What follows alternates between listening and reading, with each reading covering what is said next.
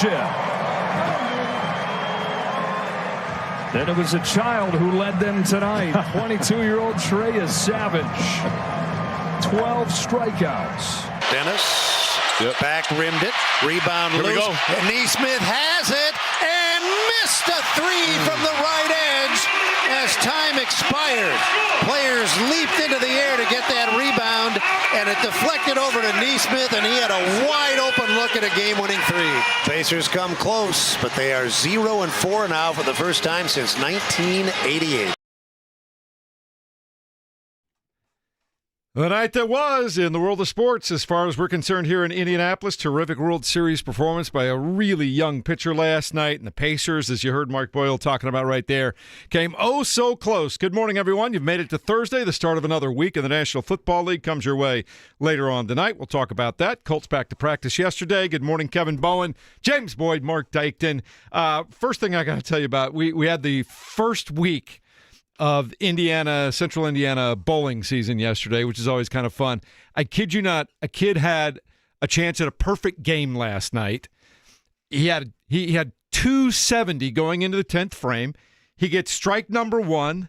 He gets strike number 2. And I don't know if you guys probably have never been to any of these things. There's like a couple hundred people gathered around this place watching this 16, 17-year-old kid try to do his thing. And his name is Hayden Schmecker. I'm not making that up. Hayden Schmecker, and he got a 7 out of 10 on the very last ball and missed a 300 game by not much, man. Shout out Hayden. But I wanted to say thanks to Hayden. It was fun. Met That Terry. sounds like Electric Factory. It was a lot of fun. The kids were into it. What's cool is as it's happening, all the kids that have now finished their matches, because it was the last match of the night, they start gathering in, and it's really cool to see the other kids really invested in this. Yeah, I actually have been. One of my good friends, Holton Witcher, one of the greatest bowlers in Cathedral High School history. It is quite the atmosphere there at Woodland Bowl. So, shout out. I always enjoyed the national anthem. Yeah, they do the whole thing. Another 5! Are you kidding me? That's right! That's what he did after Who do his you think you are? I am! couple turkeys there. Who do you think you are? Pete Weber. Is under Pete Weber right there. What school, Jeff? He went to, I wrote it down because I want to make sure I remember it, and I do remember. I will think of it before the show is over because I was so caught up into the kid himself. But I want to also say hi to Terry, Tawan, Ben, a bunch of other parents that I met there. We just had a great time. And you guys have fans. People come up to me. They go, love the show. Love Kevin. Love you guys and James. They carry Hayden into the laser tag after he bowls his 300 there. That's what I'm picturing there. Yeah, it was really fun. So it was cool. So then we go to the main events, right? The World Series game, the Indiana Pacers. And I thought the Pacers, in true Pacer style, they were kind of gutty last night, Kevin. They stayed in there. Yeah, certainly you could probably say that about every game so far, I guess, besides the Memphis game. And I guess those shots just now don't go in this year because in a down 3 foul situation, you never get a look that looks like that. And I don't know if you could really feel it if you missed watching it last night, Mark Boyle and Eddie Gill's description, but James Boyd, that was as wide open as you're going to get in that chaotic scene, and great play by Pascal Siakam diving on the ground to tip it out to Aaron Neesmith, and right now Aaron Neesmith needs a bucket more than anything. Yeah, he's struggling. He is not shooting the ball well at all. I believe it was from the foul line, too, which is pretty rare for him. Tony East who said he's already missed five free throws, to your point, Kevin, this season, and he only missed 7 all of last year. So he's really in his own head right now, and I honestly thought that shot was going in because that's what the Pacers do, right? But like you said, new year, tough luck, whatever the case may be, and you're 0-4 for the first time in decades. I believe this is the second worst start in Pacers franchise history. I think they started 0-9 back in the late 80s. So not good, and certainly I'm not looking at any type of relief coming anytime soon either. Yeah, we've talked about the schedule. We've talked about what's going on. We've talked about just a never-ending list of guys that are injured. The fact that they were in that game and had a chance at the very end, I thought was amazing. And yes, Kevin, it was a wide-open look. You're not going to get a better look than that, but it didn't go down. That happens sometimes in world sports. We got to see Cooper Flagg for the first time, and he had a double-double, 15 and 10. What did you think of him? He looked good. I mean, he's played 4 NBA games, 5 NBA games. When Anthony Davis left in the first quarter and the Pacers built that double-digit lead. And shout out to the G League boys. I don't know how else to describe them, but I thought Mac McClung, Ray J. Dennis, Quentin Jackson, I thought that they came in there in the first half especially and gave them great energy, scored, attacked, made some plays on the defensive end. Not perfect, but I thought they did a really nice job there. I don't know. I kind of got my hopes up there. I'm like, okay, no Kyrie, no Anthony Davis. Dallas got a couple other injuries. Maybe this won't be the most far-fetched thing, but right now when we've talked about putting more on guys' plates, I mean, you look at the efficiency of Neesmith last night. The Jarris Walker experience was a roller coaster for 48 minutes last night. Ben Shepherd being asked to be the starting point guard. It's just a lot, and frankly, it's been too much for many of those guys there. I would say the one thing that I feel like I can be disappointed about is the foul shooting. You can't go 18 to 28 in an NBA game and think that 1-2 possession game is going to fall your way. So again, Neesmith and Siakam continues to be such a poor foul shooter, which has always been surprising to me because he's so gifted as a everything else was great last night. 10 to 18 foot guy there. So yeah, as James said, 0-4 for the first time since '89. James, you covered the Pacers what year?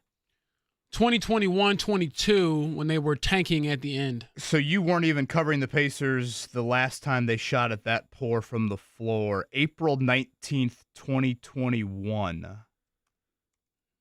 348 games ago, they shot it as bad as they did last night. 35% last night in the game. Back in April 2021, they started Edmund Sumner, O'Shea Brissett, and Goga. You know what I think? Jakar Sampson got in the game. Remember the Jakar Sampson experience? Brian Bowen, no relation.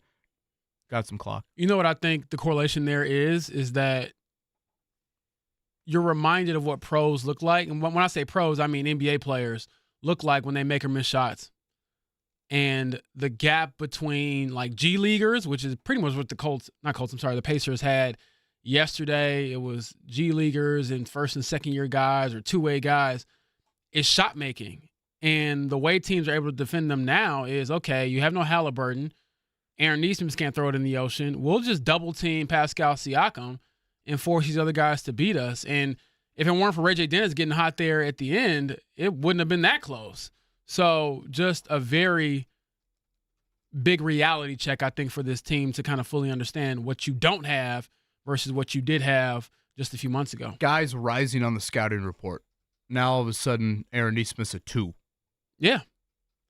Pascal Siakam, they throw the doubles at him. I mean, if you look at it, the G League boys, they actually shot it pretty well.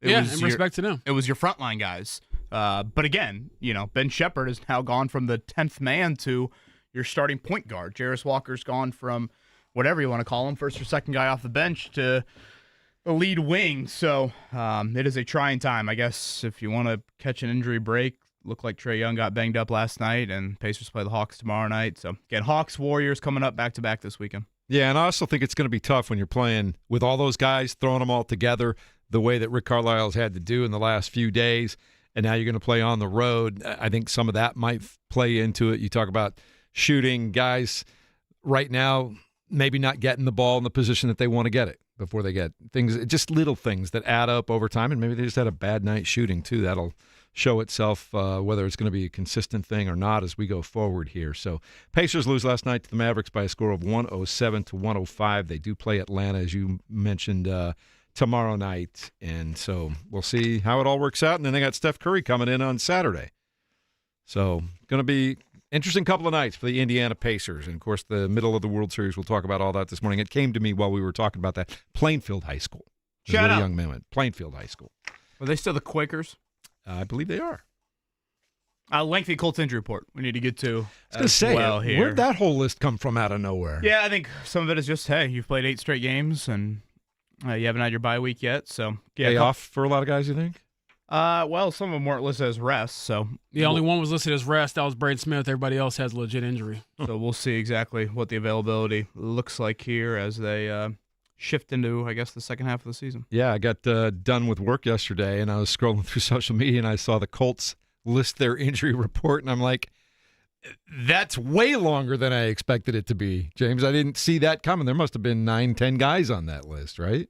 Yeah, I mean, honestly, they probably were due for a list like this. They do play football, after all, and sometimes I have to remind myself how violent the game is. So It's now longer than the Pacers, finally. yeah, and they have obviously 5 times the players, it seems like. So something to keep in mind for sure going forward. And today and tomorrow will be eventful. Probably isn't the right word, but you have to kind of be attentive to who's out there, because I do think that'll determine a lot when it comes to availability come Sunday in Pittsburgh. All right. We got 3 guests coming up today. Mark has been very busy. Mark, tell us who we're looking forward to today throughout the morning here. Well, Thad Matta, Butler head coach, going to join us at 8:30, 9 o'clock. Scott Agnes of Fieldhouse Files, talk about the Pacers lost the Mavericks and what's ahead for them on the schedule. And then we will have Eric Name, because the Miles Turner return is coming on Monday, so we thought we'd get out ahead of that a little bit.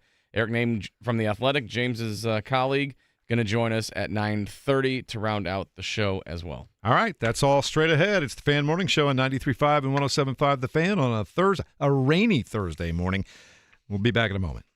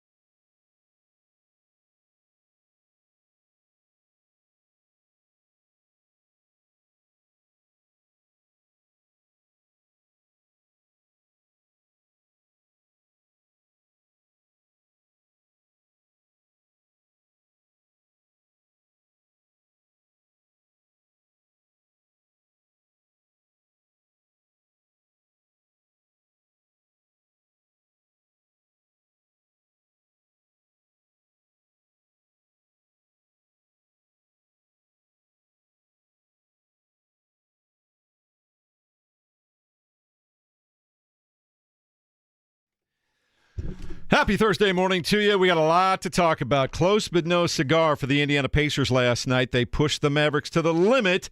Mavericks were playing shorthanded as well, but still a chance to win it near the end. The Mavericks hold on after a Pacers miss 107-105. How would you characterize that game, Kevin Bowen? Yeah, I mean, you said gutty. Yeah, I think that was a given, but way too many missed shots. And when I say that, I mean the fundamental aspect of shooting free throws. And then at the end, it looked like they were going to have one of those comebacks from last season, and the shot didn't go in. I mean, it was, I would argue, of all the Tyrese Halliburton game winners last year, the shot Aaron Nesmith got last night was the cleanest look. Yeah. And unfortunately did not go in for him, who has had a really rough start to the season, in particular last night. Pacers fall to 0-4. And James, it seemed like everything about that game was but for the Pacers. You look at Pascal Siakam, who had 27 points, 13 rebounds. But he really struggled from the free throw line. Yeah, missed 5 free throws, missed 14 shots. Aaron Nesmith, 2 of 16. He missed 14 shots. Math is correct here for Jarris Walker. He was 5 of 19, so he missed 14 shots. And so I'd like to kind of retract what I said earlier about some of the two-way and G League guys maybe not shooting the ball as well as they should have. They were okay. Even Mac McClung in his few minutes in his Pacers debut was fine, but your top guys in that starting lineup just couldn't buy a basket. And when you're playing on the margins like this, you can't have nights like that shooting the ball. All right, Pacers play against the Atlanta Hawks tomorrow night. It'll be Steph Curry and the Golden State Warriors at the Fieldhouse on Saturday evening. You can hear all of those games right here on 93.5, 107.5 The Fan. And if we do want to look ahead, the Milwaukee Bucks and the return of Miles Turner comes Monday. So a lot going on with the Indiana Pacers. College basketball last night, more exhibition games before the season gets started. At Hinkle Fieldhouse, Butler easily cruised past Indiana State 105-80. Finley Bizjack had 24 points in that one. Purdue, the number 1 ranked team in the country going into the season, no problem with Indianapolis 92-49 last night. Jakari Harris had 20 points. Fletcher Lawyer had 16. Did you get a chance to see any of those two games? We should mention Thad Matta now tomorrow Yes. with us here. Typically Thursdays at 8:30 with Thad Matta, but it'll be tomorrow with him. I watched the Purdue UIndy highlights. I think probably the thing that stood out the most was Jakari Harris. I think most of our audience knows, but that is the son of Glenn Robinson. Really nice game for him. Daniel Jacobson, key off the bench for Purdue. And that's the thing that I feel like we probably aren't talking a lot about this Purdue team is what happens if those sophomores take a jump. Obviously the big three is the big three. Smith, Lawyer, and Trey Kaufman-Wren. I know several people have mentioned their transfers, Oscar Clough, Omer Meyer, but those sophomores, CJ Cox played a big role for him last year. What if you see some sophomore leaps from them? So much better in their friendly confines, obviously easier competition, and Purdue was pretty much in full control throughout. I do want to say that Carmelo Harris for the Greyhounds had 19 points last night, so that was a nice performance against the number 1 team in the country. And college basketball is coming very soon for the regular season starts for a lot of folks next week. All right, Major League Baseball last night. Game 5 of the World Series in Los Angeles. And how about the Blue Jays taking 2 of 3 at Chavez Ravine this week? They started off with back-to-back home runs to begin the game last night as you had Davis Schneider and then Vlad Guerrero go yard. They never looked back. They win by a score of 6-1. But what's amazing, brand new baseball fan, James, Trey Savage, 17 months ago, he was pitching in the college NCAA tournament for East Carolina.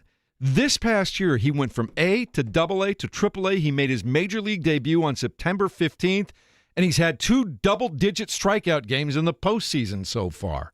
Wow.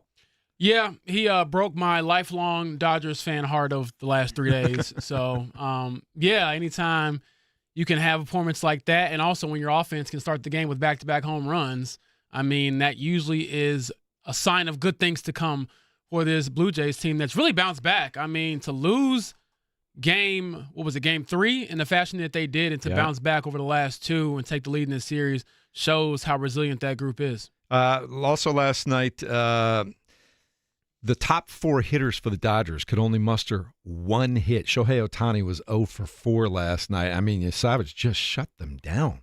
Just an amazing postseason performance. They will play game 6 and 7 Friday night and Saturday night, respectively, back in Toronto.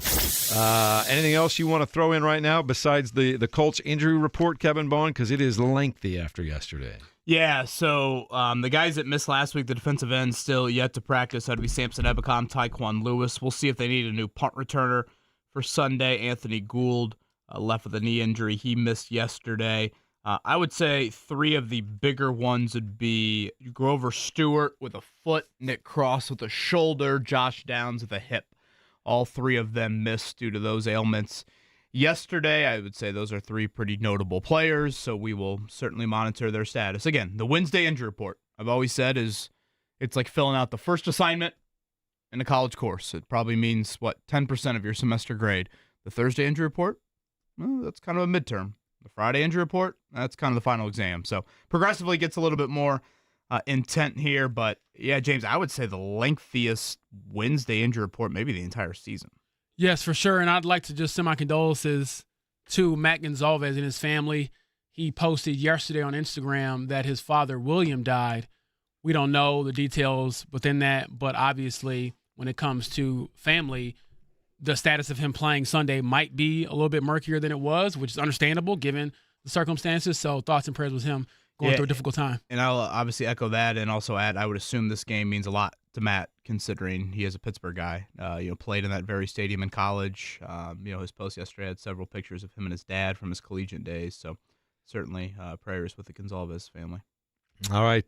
We wish the best for him and everyone else surrounding his family. And also, we'll tell you the NFL continues tonight. Week 9 starts. The Ravens play at the Dolphins. Lamar Jackson expected to return to the lineup. He's missed the last couple of weeks with an injured hamstring, so we'll keep an eye on that. All right, coming up in just a moment. I think we got to mention the retirement of Marco Andretti. When you think about the name Andretti and you think about what it means over there at IMS, I know we had Doug Bowles on earlier this week, but certainly goes without saying what that last name means. He announced yesterday no longer at the age of 38 will he be racing, and the Indy 500 has been a one-off for him, and you think about obviously 2006. It goes without saying what that could have been for the 19-year-old in that very race. He was on the pole just a couple of years ago, and I get at times they're probably wanted to be more from a 200-lap performance standpoint there, but I think I saw Kurt Gerald's mention the first time we won't have an Andretti in the 500 since 1964. Wow. Which is just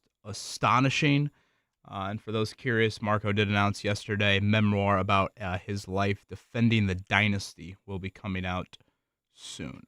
Looking forward to that. Thanks, Kev.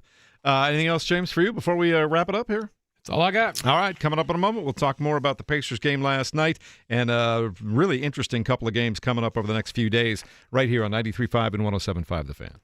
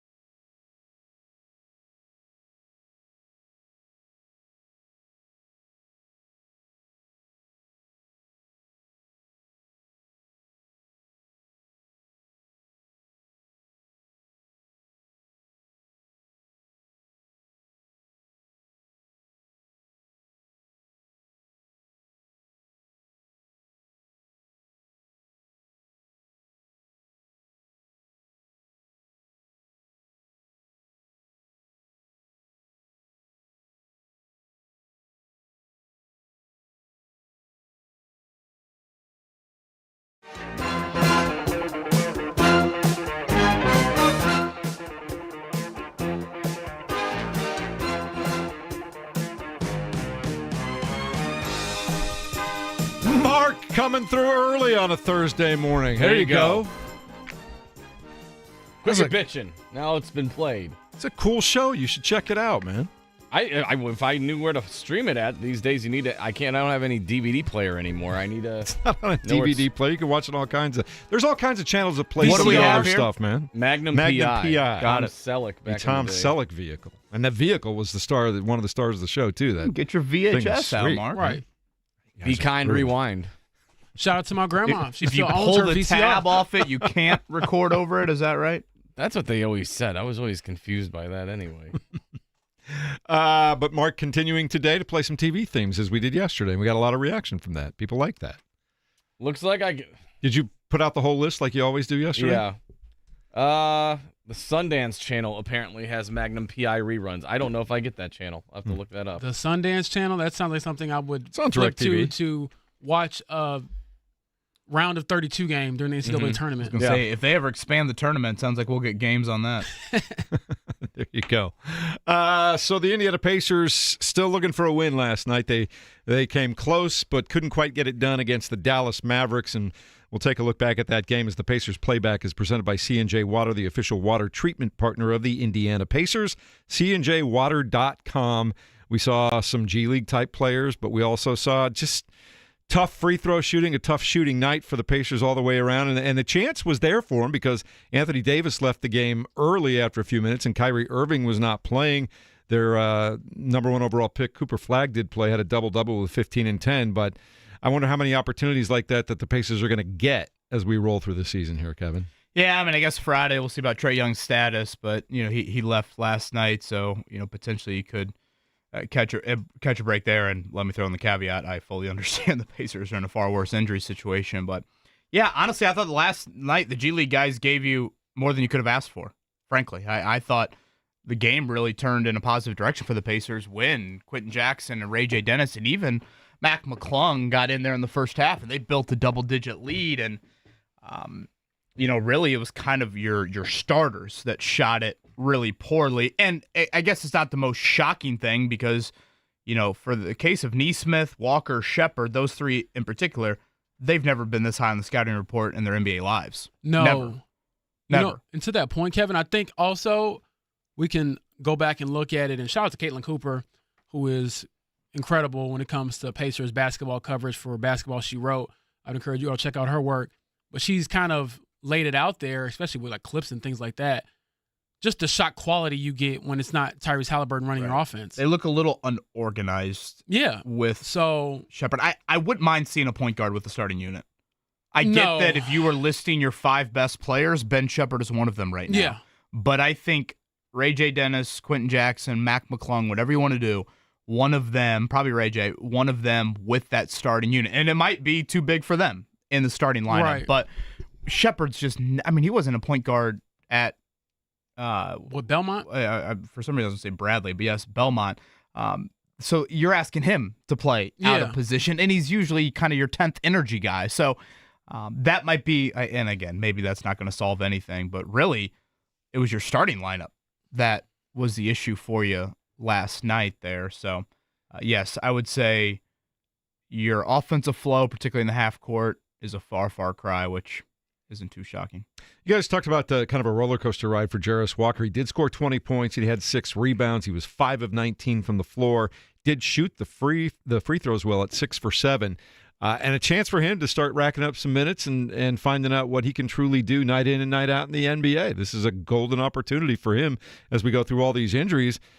Sometimes, this benefits somebody like that. And what did you see overall from Jarris Walker last night? Boy, he made my heart do some things at 10:30 on a Wednesday night that probably isn't too good for me. Yeah, just roller coaster. That's how I would describe it. There's no fear from him offensively. You do appreciate that aspect to him, but James, it's just it's very up and down with him. And I mentioned on yesterday's show, I'm really looking forward to, if I can look forward to anything with the Pacers right now, it would be that Walker's going to get consistent clock, you would think, for the next X amount of games, X amount of weeks. But last night, it was definitely some great moments, and then some moments of, oh boy, is that the shot selection? And again, I get it, you're kind of backed into a corner here, but yes, roller coaster is how I would describe the Jarris Walker individual performance from last night. Absolutely. I mean, you look at the skill set he has allows him to do a lot of different things, but it's like, what things can you do well? And guys who are able to do a bunch of stuff, but maybe not well, what benefit is that to the team or to your game? And so I think that, again, I go back to what I asked you yesterday, Kevin, about, how difficult is it for Jairus, who worked on these things as far as shot making and playmaking and all this stuff over the summer.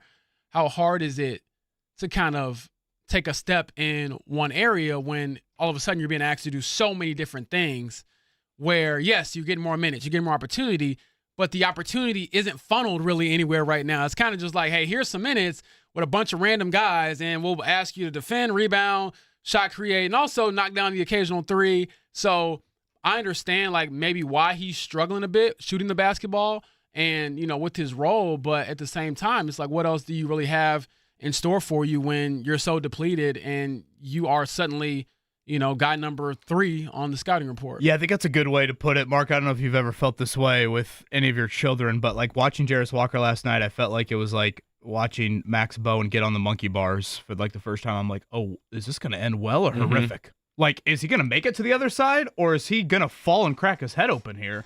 That's how I'm watching Jairus Walker.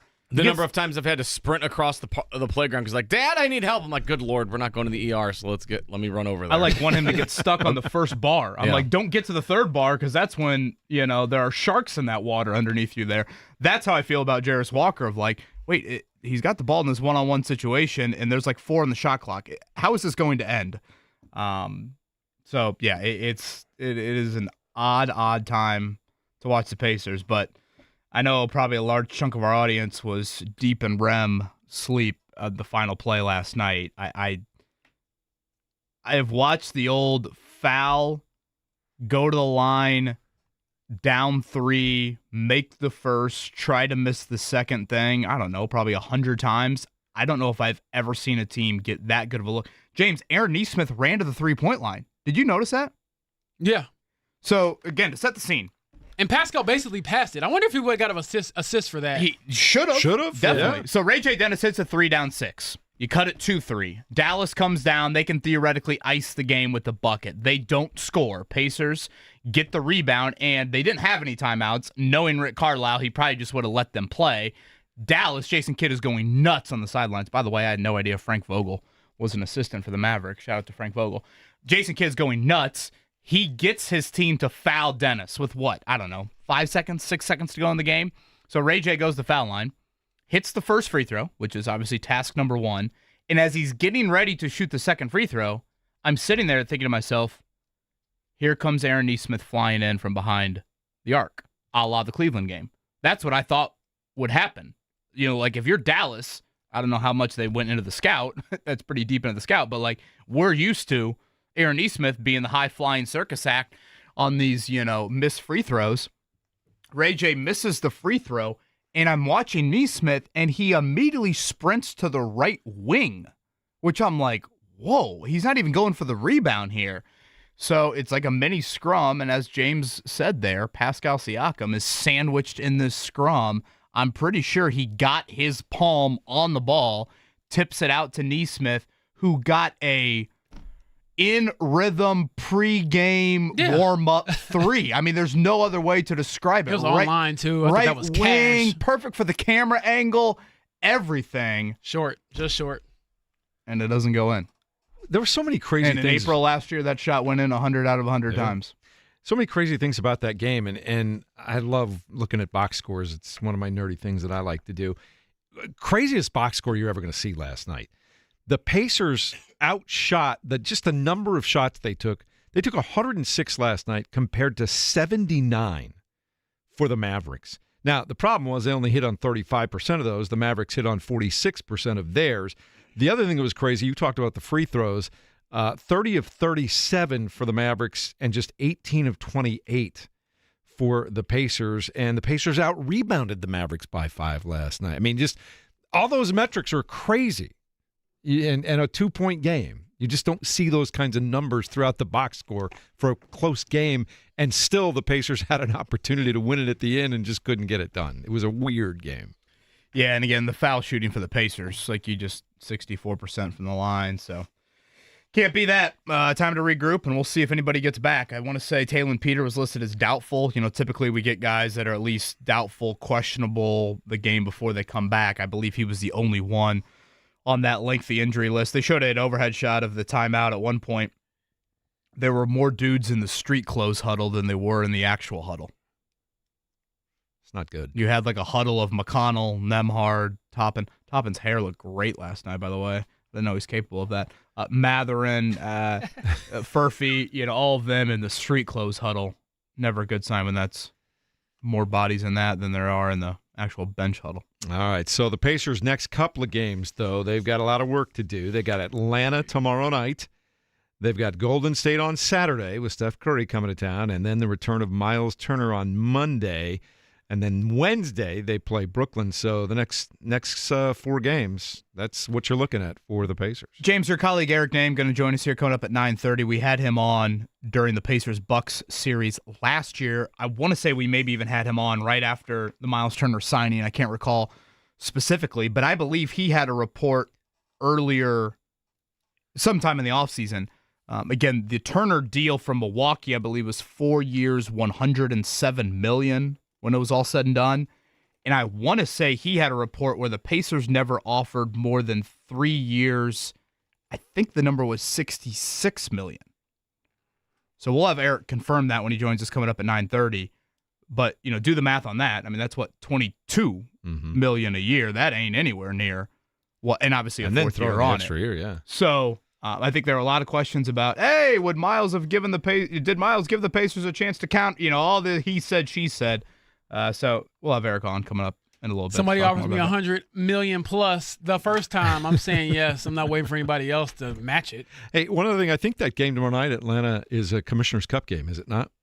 Yes, I'm pretty sure it is. Yeah. So that's their first. So do they do like is that the Boom Baby Court? Is it different this year? I don't know. I believe it is. I remember seeing a picture of it and I loved it, but I can get confused very easily on which courts and which jerseys teams are rocking. I just wait and find out what it is when I show up. But they look cool. Pacers Playback presented by C&J Water, the official water treatment partner of the Indiana Pacers. CNJWater.com. Check them out. Indianapolis Colts get back to work yesterday. Long list of guys that did not participate. We've talked about that just a little bit, but they do have a road game coming up against Aaron Rodgers and the Pittsburgh Steelers on Sunday. And you just got to keep it rolling. One of the things I noticed over the last 2 days, as every Tuesday and Wednesday, trying to fill space, a lot of these sports sites, they start, who's your midseason MVP? Who's the offensive player of the year? Who's the rookie of the year? Who's the offensive lineman of the year? A lot of Colts showing up in a lot of places. Quentin Nelson getting love for the offensive lineman of the year. Jonathan Taylor, obviously, offensive player of the year. One thing I noticed, and we talked about it with the odds yesterday, Mark, was as far down as Daniel Jones is, I'm seeing a lot of people start the narrative now that, well, Daniel Jones is doing great, but also kind of like he did when Saquon Barkley had that breakout year with the Giants, was his best year. Is it because there's so much pressure being taken off him from out the rest of the offense? And I feel like that does a disservice to what Daniel Jones has provided, James. I think he's been a key cog in this success so far. He's been one of the 10 best quarterbacks in football this year and probably higher than that. And I think 10 is just like the safe number. But if you told me he's a top 5 quarterback this year, I'd probably be like, okay, well, show me the others who are played better. I don't think this is the Giants season at all, really, because when they went to the playoffs in 2022, I believe, they were running him a lot. And it felt like the offense was more gimmicky, where it's like, all right, we're going to do a lot of zone read stuff, RPO stuff, and in English terms for those listening, it means basically we're going to design a bunch of plays that utilize our quarterback's legs and mobility more so than his arm. Whereas with the Colts, he's not been a runner, thankfully, because every time he runs, it doesn't seem to always end well. He takes a hit and learn to slide like Michael Pittman Jr. did last week, which was pretty funny. But getting back to the point, his ability to push the ball down the field is unlike anything we've seen in his career with the Colts. And then on top of that, taking care of the football. I mean, this is a dude who had a ton of turnovers when he played for the Giants. I want to say it was almost a 1-to-1 ratio as far as games played and turnovers committed throughout his career with the Giants. And you look up this year and he has 3 turnovers versus, I think, 13 touchdown passes and a couple of rushing touchdowns as well. And so if you tell me that you're going to be at the end of the year at about 26 touchdowns and 6 interceptions, give or take, that's a great season for a quarterback, especially here in Indianapolis where you've been searching for a stable answer at that position basically since Phillip Rivers retired in 2020. James, I know Shane Steichen gives kind of the boring answer when asked what is the most impressive thing offensively. He just says points, which he's not wrong. It is impressive, I must say. That's the goal. He's not wrong. They are certainly scoring a ton of points. Is there anything that you've come across, nerdy stat-wise, and I know a lot of this can get kind of fed to us, that has truly stood out about the Colts offensively? Points per drive, 3.64. So they're averaging more than a field goal a drive. And if you go back and look at the last 25 years, if you were to take this and extrapolate it over the entire season and they stay at this pace, they would have the most potent offense per drive of anybody in the last 25 years. And think of some of these offenses.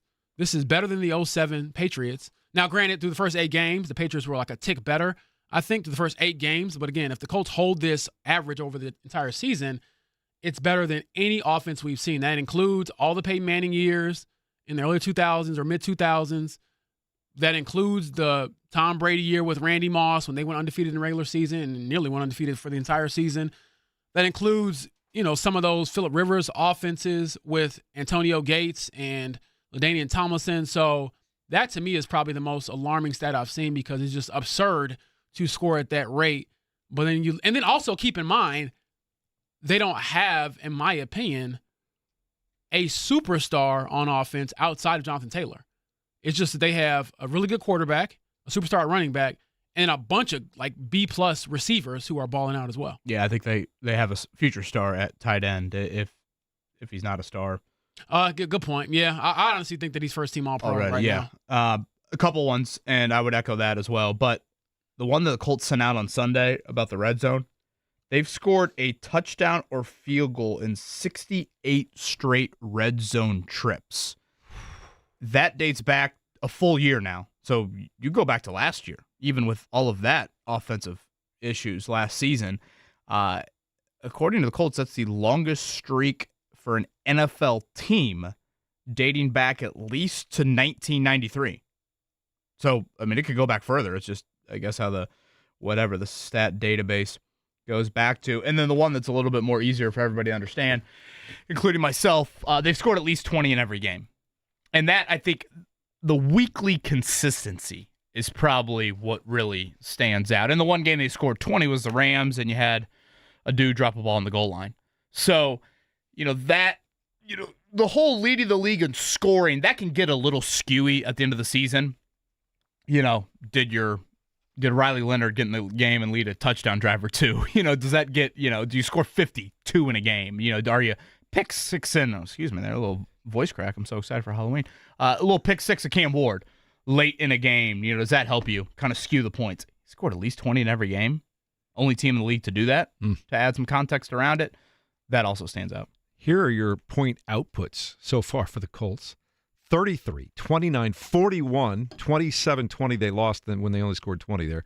40, 31, 38, 38.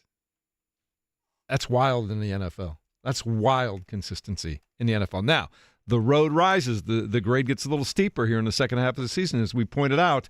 It's always going to be a tough. I don't care what anybody says. You expect a tough road game in Pittsburgh. That's kind of how it is, right? We expect that it'll be a tough game, just because it's a road game.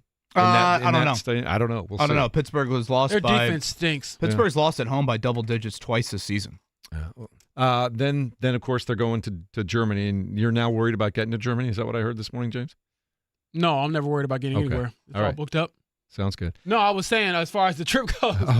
People were asking me when I'm getting over there, but yeah, never worried. Hey, the plane will get there when it gets there. I'm not one of those ones who really get mad at delays or whatever. It's don't put me in the air if there's unsafe possibilities up there. Yeah, just don't leave me on the tarmac for 6 hours. That's all I want. Hey, leave me there if it means staying alive. I'll be honest. That weather at Colts practice yesterday had me thinking I was in Germany. Yeah, I guess it's an outdoor stadium, and they told us it's an outdoor press box as well, similar to last time. So last year, I remember having to have the gloves and the hat on because it might have been about 50 degrees and maybe a little bit lower as the game went on. But, I mean, overall, it's a good environment, so I'm looking forward to that experience. Talking to Bernie, actually, yesterday about that left tackle, Bernard Ryman, and he was telling me he'll have a lot of family there as well, and he was encouraging me to go out and see Berlin because he said it's a more touristy city, I guess, than Frankfurt. I'll take his word for it. I told him, hey, you're talking to a guy who's only been across the pond once in my life, but it was good to catch up with him yesterday. Yeah, obviously historic stadium in Berlin there, but yeah, first game there. And overseas are always weird, so I don't want to discredit this Falcons matchup and say, oh, the Falcons, they've been up and down this year. It's an easy win. No, I feel like every time you go overseas, the game is either a blowout or it's like very, very close. I feel like it's weird and it's ugly. Yeah. I don't expect that to be high. I would take the under on pretty much any. And the Colts will play. Game. You know, when I was standing there at practice yesterday, and again, it was, I mean, we all experienced it. It was, 48 degrees and spitting rain yesterday in Indy. The Colts will play 5 of their next 6 games outdoors, which is kind of unique based off the schedule they've had so far. So, again, obviously a trip to Pittsburgh, trip to Germany. You come back, you're at Kansas City. You got a home game with Houston, and then at Jacksonville and at Seattle. Yesterday looked like Seattle weather, too, probably. That was wild when they said on the last game that, the Colts will be back at Lucas Oil Stadium on November 30th. I'm like, what? Yeah. That can't be right. No, Thanksgiving, right? And then after that, Mark, they aren't at home again until December 22nd. That's crazy. Yeah, this is, if there's one big change for the Colts upcoming, it is where they will play these games. You will be playing many more of them upcoming, either outdoors and road environments. I get Berlin is not, it's actually the Colts home game. But that is what is upcoming here. Is tonight elimination game for one of these two teams? Or can we write off, probably a lot of people have already written off the Miami Dolphins. Is tonight elimination game for the Ravens? I think you've only got 2 wins so far. And we're getting to the point where what wins they the go AFC 2-7.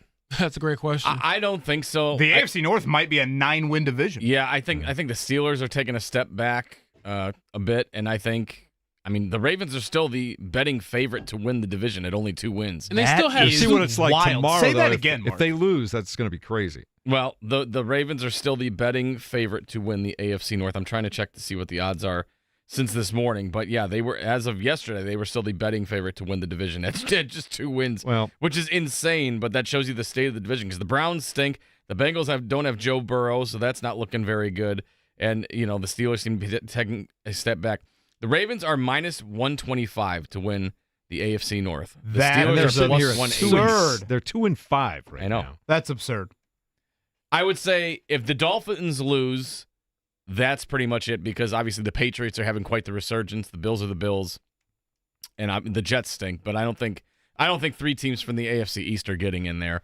But if the Ravens lose, I don't discount that the Ravens are still going to win the division. Now again, 9:30 today. We usually have Jason Hammer. Mark, if you want to pull up a little bit of that info, usually we have him getting us set for Thursday Night Football at 9:30. Eric Name, who covers the Bucks for The Athletic, going to join us, talk Miles Turner making his return here to Indiana coming up on Monday. Jason Hammer on vacation, Mark, but he did send in his plays. Oh, he did? Yes, he sent them to me yesterday from the Sunshine State. Maybe a tease of 1 or 2 of them for our 7 o'clock audience for tonight? Sure. Do you want the main bet that he sent me, or do you want some of the prop bets he sent me? Sure, let's go main. The main bet he said was over 50.5 in the game. Oh, Ravens, so we're cheering for points again. Dolphins cheering for points. Boy, 50 is a big old number. That's a huge number for a Thursday night, too. He said Lamar should be back, and both defenses stink. The Ravens are 30th in scoring defense, and Dolphins 29th against the run. With Lamar back, that will be what we are banking on. Hopefully getting it close to the offensive effort we got from Miami last week. Fun fact, the last 2 years, when the Ravens are road favorites and the over-under is 47.5 or more, they are cashing 7-0. So they're undefeated when the over-under is 47.5 or higher. The only pushback I'd have on that is if Miami is so bad against the run, maybe this is the week the Ravens really try to get Derrick Henry going again and take a little pressure off Jackson, who's returning from a hamstring. That could be too, but you also hopefully get some big-time rushes from Derrick Henry and some end-zone trips, so that would also boost the numbers. I feel as like we need a Derrick Henry highlight where he just pummels somebody 3 feet into the ground on the way to the end zone. One of those stiff arms that just sends that guy flying like he did a few years ago. Yeah. So we have a couple getting props set for Halloween tomorrow. the 12-year-old just stiff arming the 7-year-olds as they're moving house to house. We have a couple prop bets we can get into later, as well as some Colts bets as well, so we can dive into more Jason Hammer plays as the show rolls along. By the way, speaking of running backs, Jahmyr Gibbs' Halloween costume, huge fan. Big congratulations. Was it Jeff Hardy? Jeff Hardy, the Yeah, WWE I superstar did back see in the day. That was fantastic. Mhm. All right, coming up in a moment, more from the Colts at And practice let's be yesterday. honest, I think Mark enjoyed maybe the significant other. The Jahmyr Gibbs as well. girlfriend. Okay. Yeah, she Come on, was yeah. a very good lead-in. Mark person. acting I like tried he's to escape holier it, Kevin, than but you thou brought over us there. right back in Well, I there. thought Jahmyr Gibbs really looked good. Thanks, Mark. I did watch that. I was like, this video is 6 hours long. Yeah, when you look at it over and over and over again, it is. So. All right, more in a moment here as we continue. 93.5, 107.5, The Fan.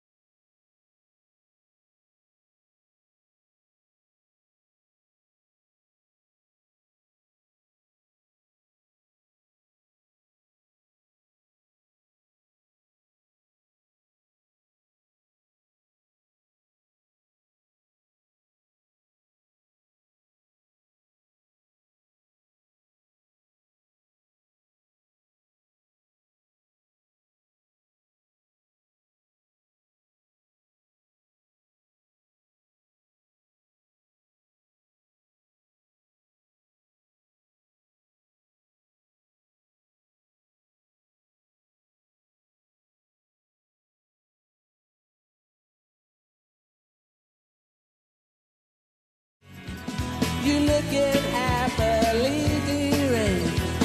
I can't be settled in bed. Or have you picked your target yet? Listen, babe.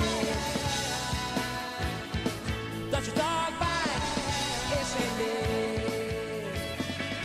You may have to help me out on this one, Mark. You are definitely out of the demographic for this one, but this is one of my all-time favorite shows on Nickelodeon growing up. The Adventures of Pete and Pete.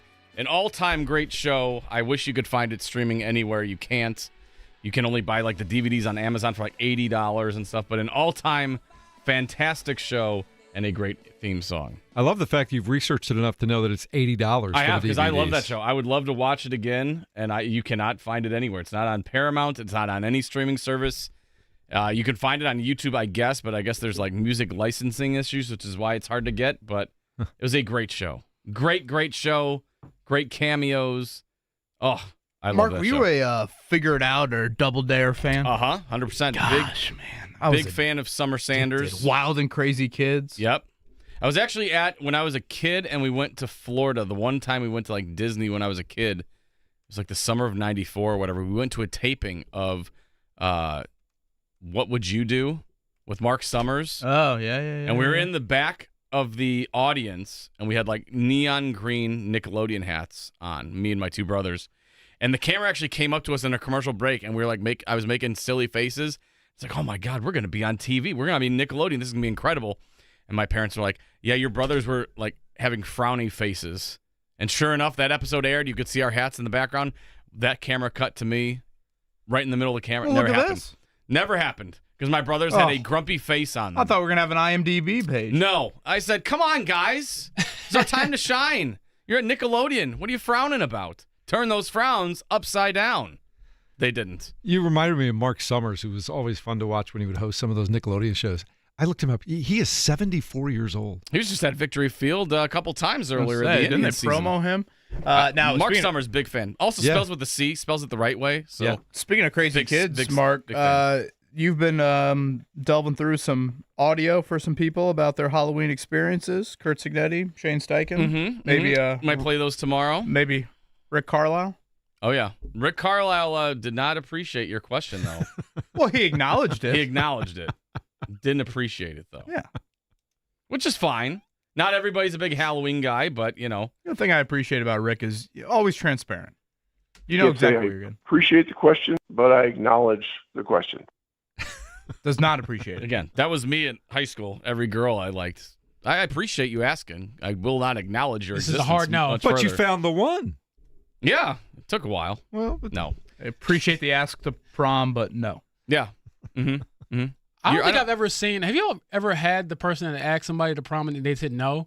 I don't think I saw that in high school. I don't think so either. I think that's I what feel you're like it's always like a dreading. nightmare. Can you but I'm imagine like- that during a passing period? Yeah, Oh, like man. you gotta know she's gotta say yes. Gossip it's just- around the hallways? Yeah, that's like I would liken it probably to asking your wife to marry you. You want to make sure she says yes. I feel like, you know, comedies back in the day or whatever, they like made you afraid that you're like, this happens way more often. Apparently, they're like, oh, you're asking the cute girl to go out and she's gonna like reject you in front of her friends or Yeah. something embarrassing. I'm like, that didn't happen. At See- least not that I'm aware of. I was very lucky in high school. I didn't have to go through that because I had the same girlfriend all through high school. Oh, where's and, she now? And into my first year of college, too. Look at that. Again, if you come in tomorrow with a black eye, Christine, we tried to remind him that no other woman existed before you got married. But hey,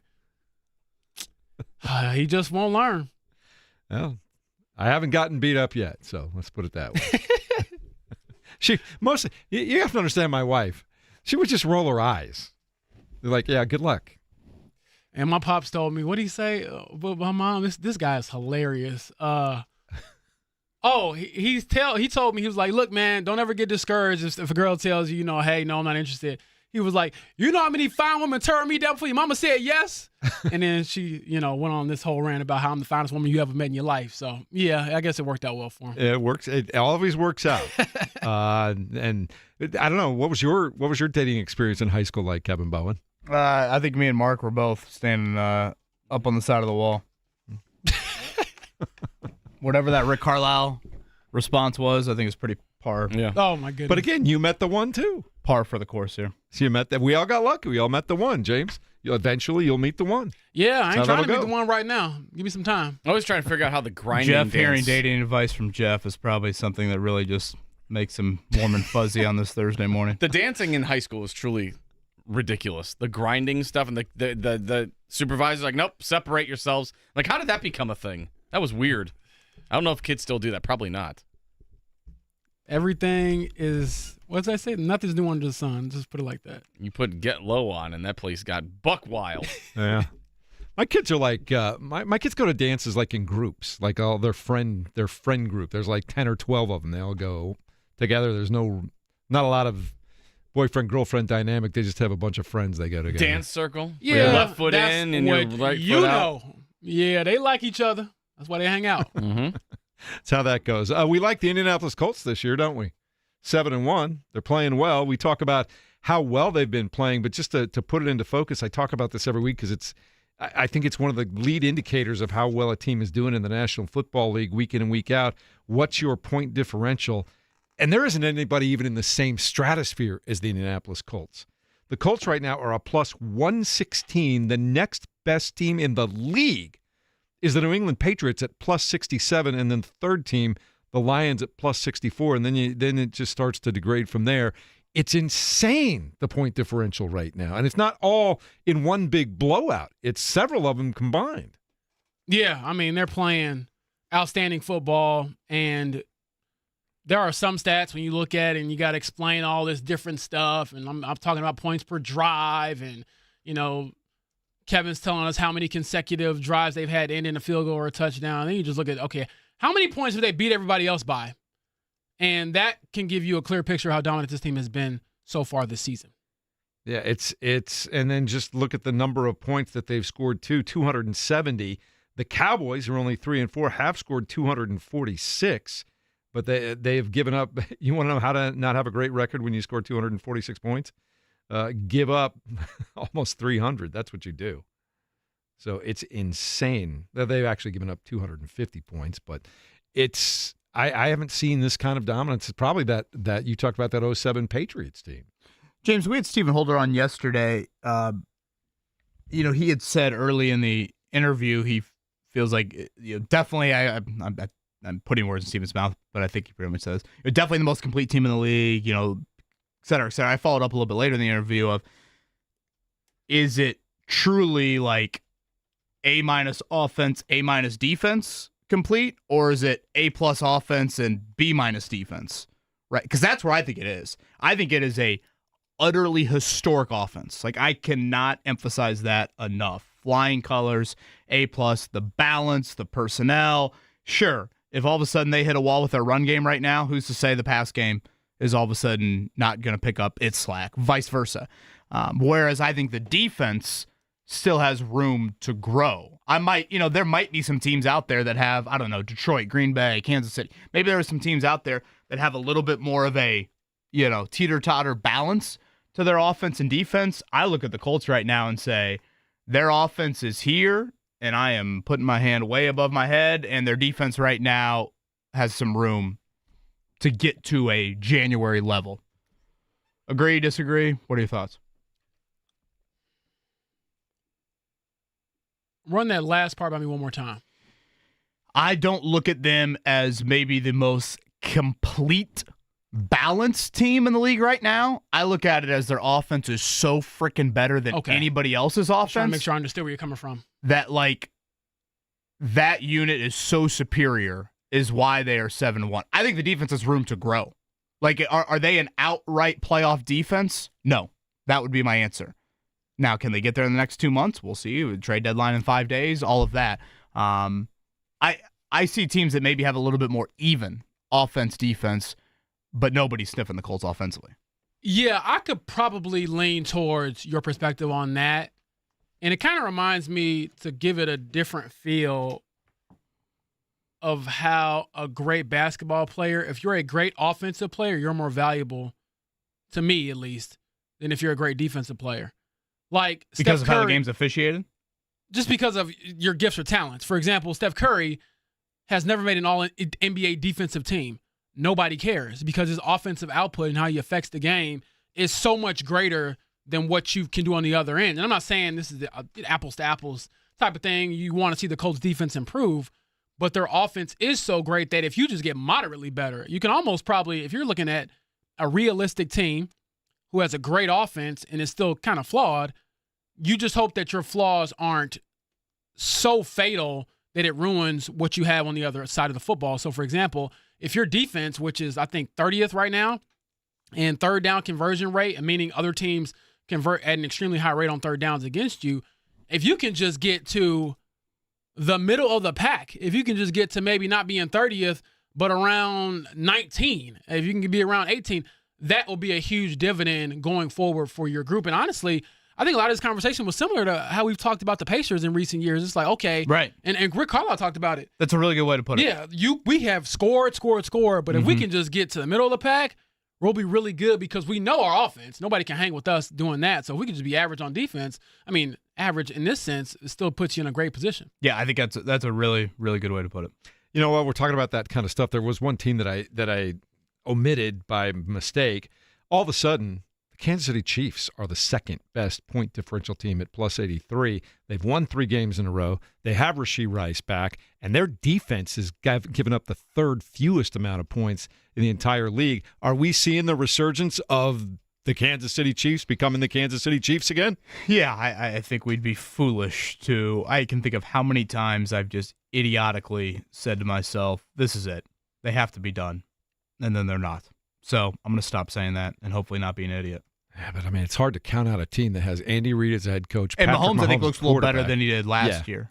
You know, I think at times last year it was really the others that had to do their part with it. They obviously made some offensive line moves in the offseason. James, do you think Jalen Jones plays on Sunday? I know the injury report was lengthy. We can get to that here in just a second. Yesterday, Jalen Jones is practicing for a second straight week in terms of the language on the practice report. He did progress from limited to full. He was limited all last week. He did practice full yesterday. I think he does play. And start? Start. Honestly, he might because who was it last week that played? Well, I'm blanking on his name. Is it Cameron Mitchell? Yeah, I think they're doing a kind of 50-50 split right now. So Kenny Moore is back, obviously. Mekhi Blackman, who they traded a 6th-round pick for just before the start of the season, he's an outside corner. The other outside corner seems to be a split between Jonathan Edwards, who's had a couple penalties, and, yes, Cameron Mitchell, who is probably the most obscure starting Colt right now of anybody. Exactly. And to that point, I wonder if he could take some of those snaps and they feel more comfortable going with him, even though he hasn't played. That's the other thing. Like, you can be healthy, but not in game shape, not in playing shape. And how much do you want to kind of ease him back into it versus just throwing him in the deep end and saying, hey, you're getting 60 snaps or whatever it is that they play on offense. And so I would imagine they do ease him back in. He doesn't start and play the entire game.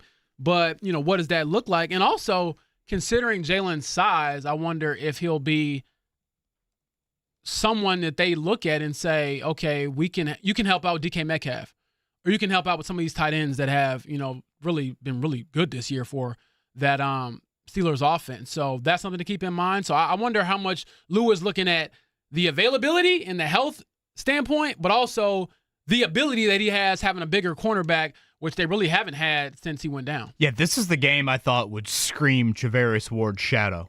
Yeah. For our non-fantasy football sickos out there, nobody can name another wideout on the Steelers. You know, they just have a little bit of an obscure group. Tight ends is probably noticeable, but, you know, again, he's going to be on injured reserve here for at least a couple more weeks. What do you think Aaron Rodgers still has left? I still think I worry about a game. He's trash. Yeah, I know that you would say that. But do you worry about a game where he and DK Metcalf just get on the same page and they just rack up 12, 14 catches like he used to do with Devontae Adams? Can we plant a kid in a Rodgers jersey at the Dykton house at about 5:47 p.m. tomorrow? Mark's looking for some dung I will to put Tanya in the Harding kid's that bag. child. Wow. Like, don't come out here. Private property. Get off the land. Oh, my goodness. Ashley's telling Mark to stay on the couch.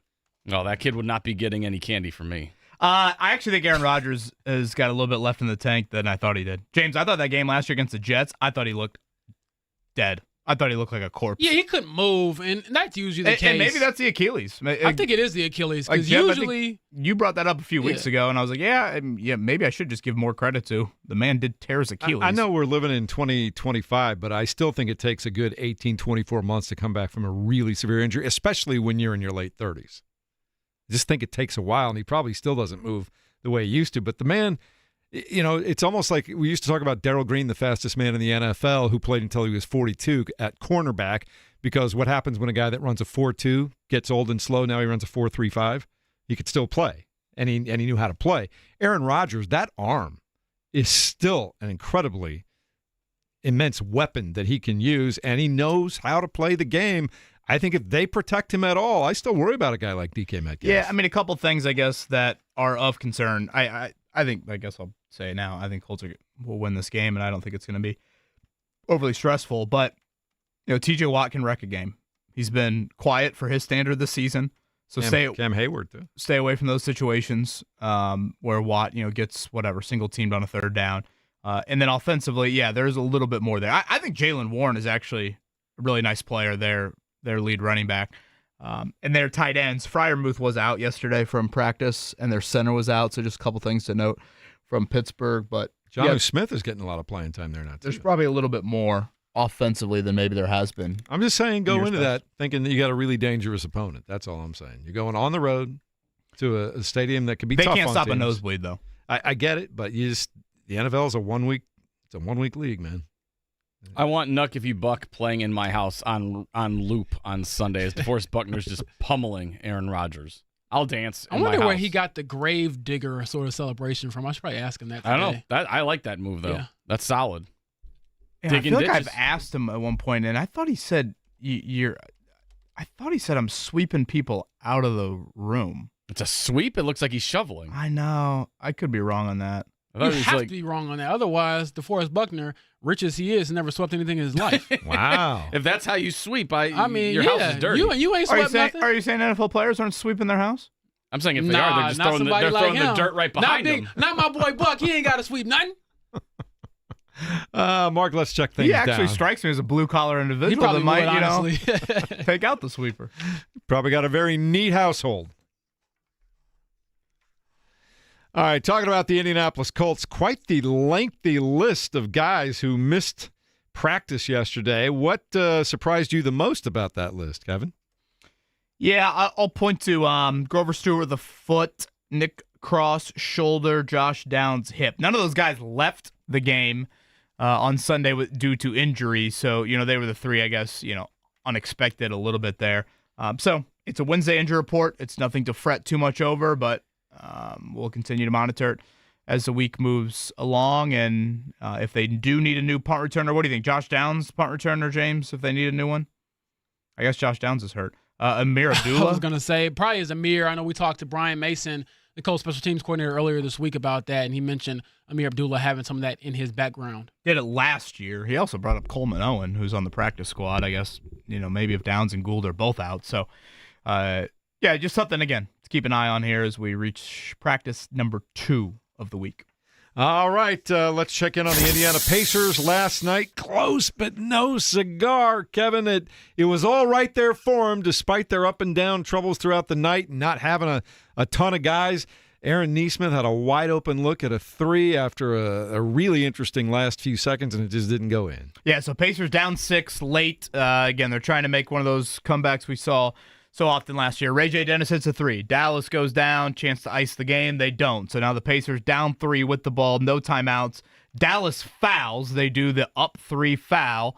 Ray J. Dennis makes the first free throw, a perfect, purposely missed second free throw. Pascal Siakam with a hell of an effort as the ball is being rebounded to tip it out to a very designed, like Aaron Nesmith sprinted to the 3-point line. Wide open, in rhythm, pregame warm-up, right wing 3.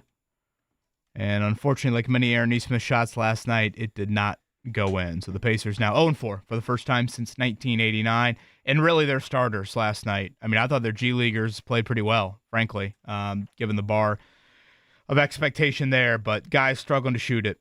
All of them. All those starters. especially Neesmith, especially Walker, and especially Ben Shepherd. Do we ever learn any more about Anthony Davis? No.